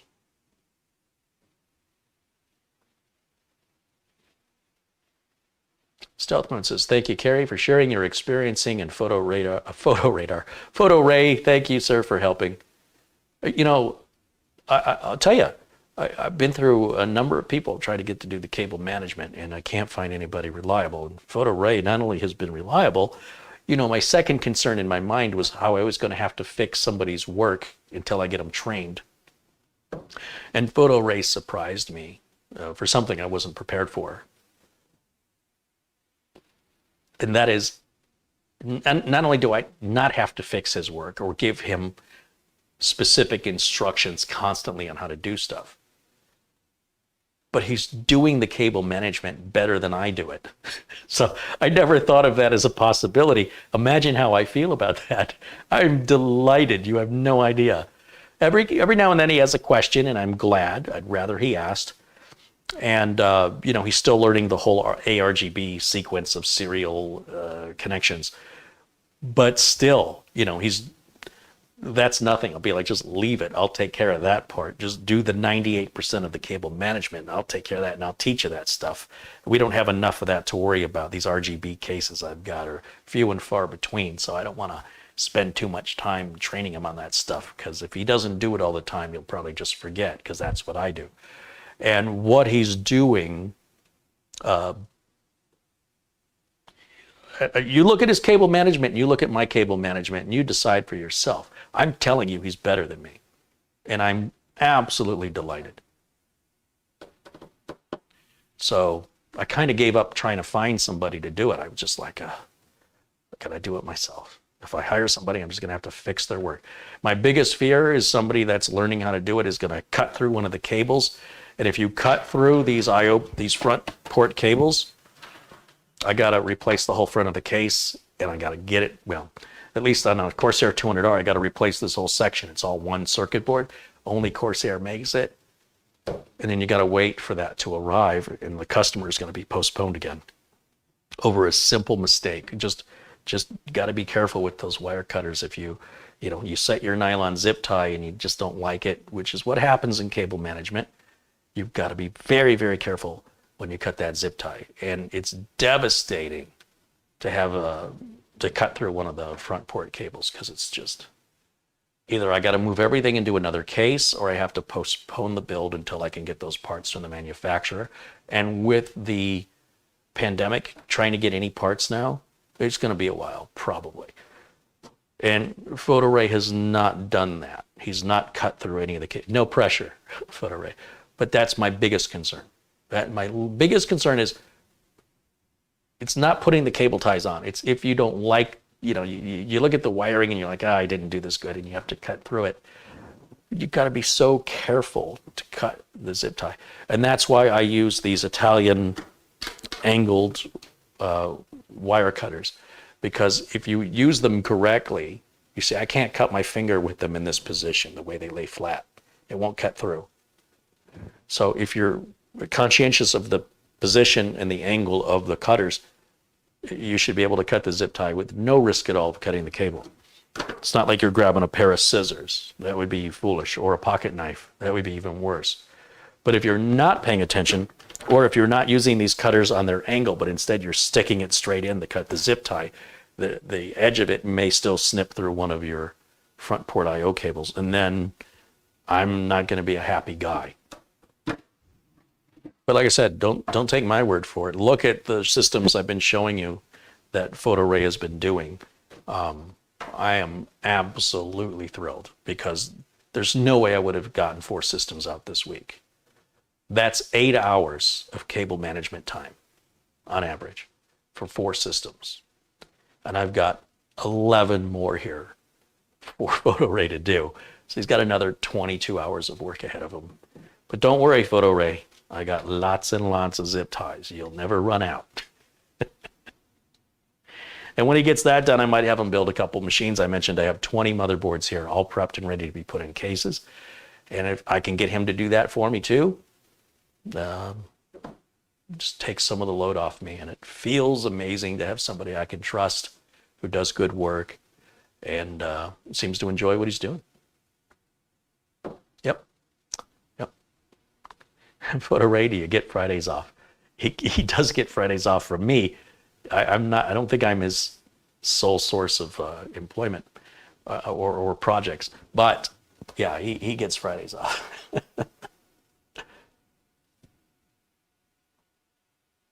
Alan says cable management is an art. Absolutely, it does require some imagination and creativeness. Not everybody is good at it. I don't like cable management. I don't like doing it, and I'm just delighted that, all I kept thinking in my head from my experience is I'm going to have to show them how to do it my way. Not really. There's a couple things, obviously, but yeah, I'm very, very happy.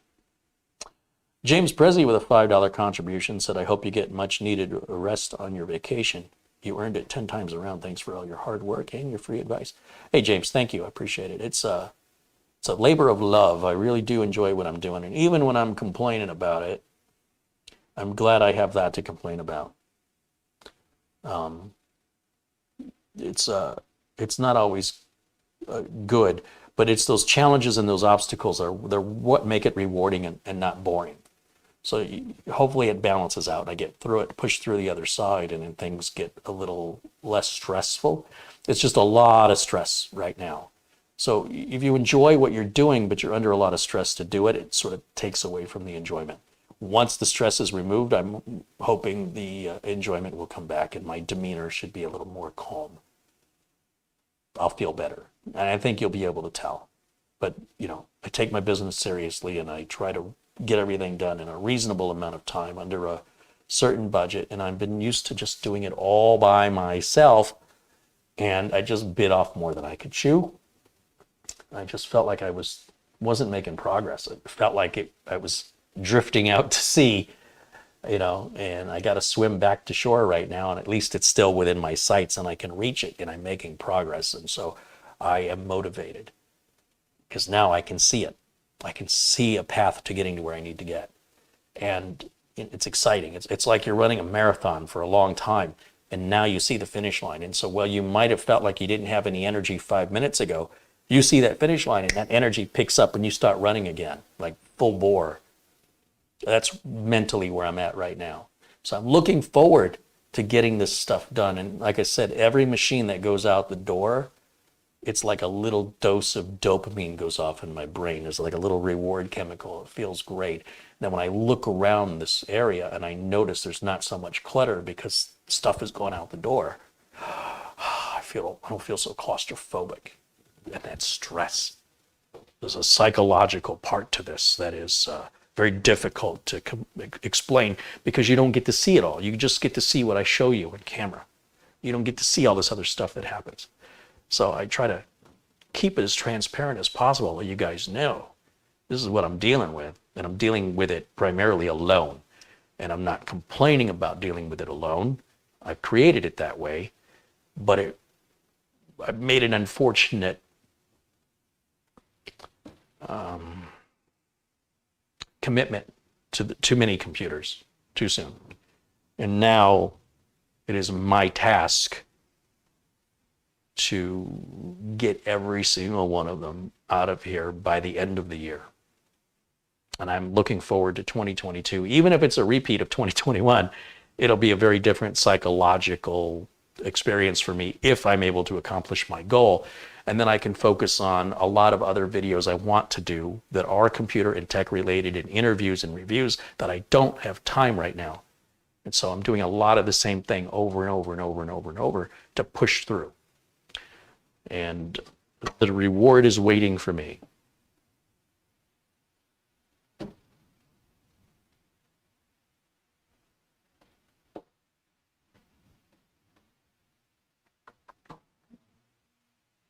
You can imagine how I feel when people say, oh, I can't find a job, or I don't like the way Amazon treats people.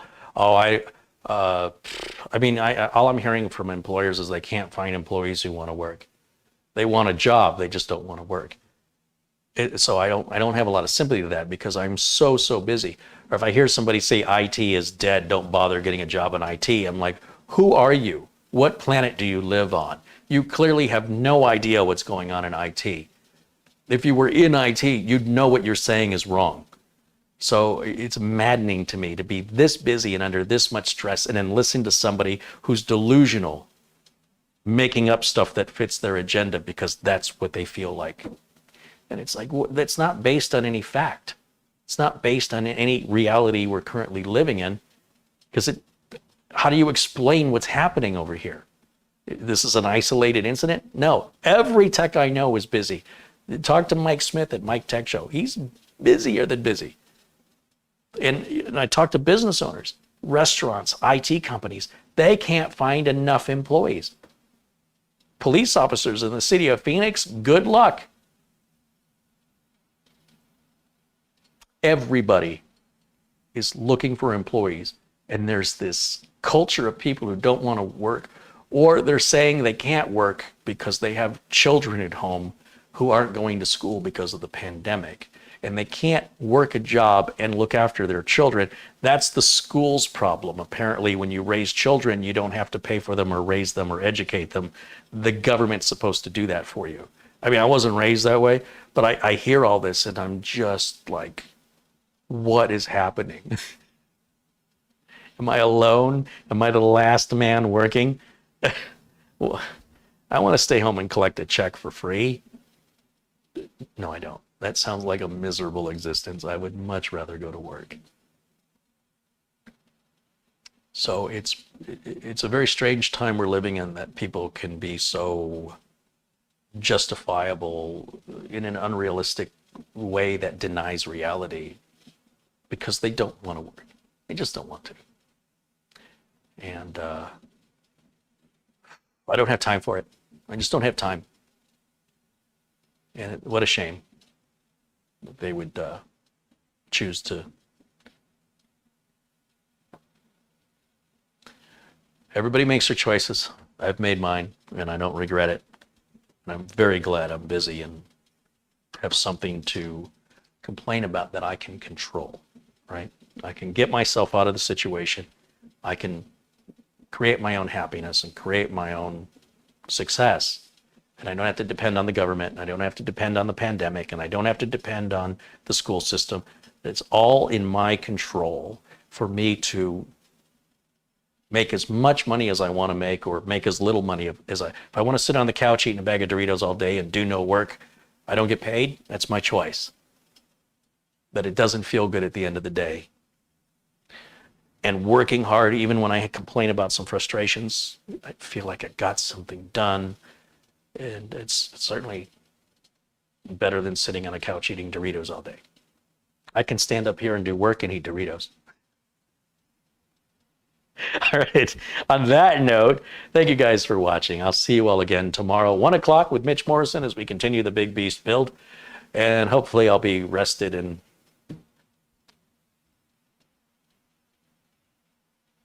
rejuvenated after I get some food in me and some rest. I will see you all again tomorrow, 1 o'clock live. Thank you for watching. Bye for now.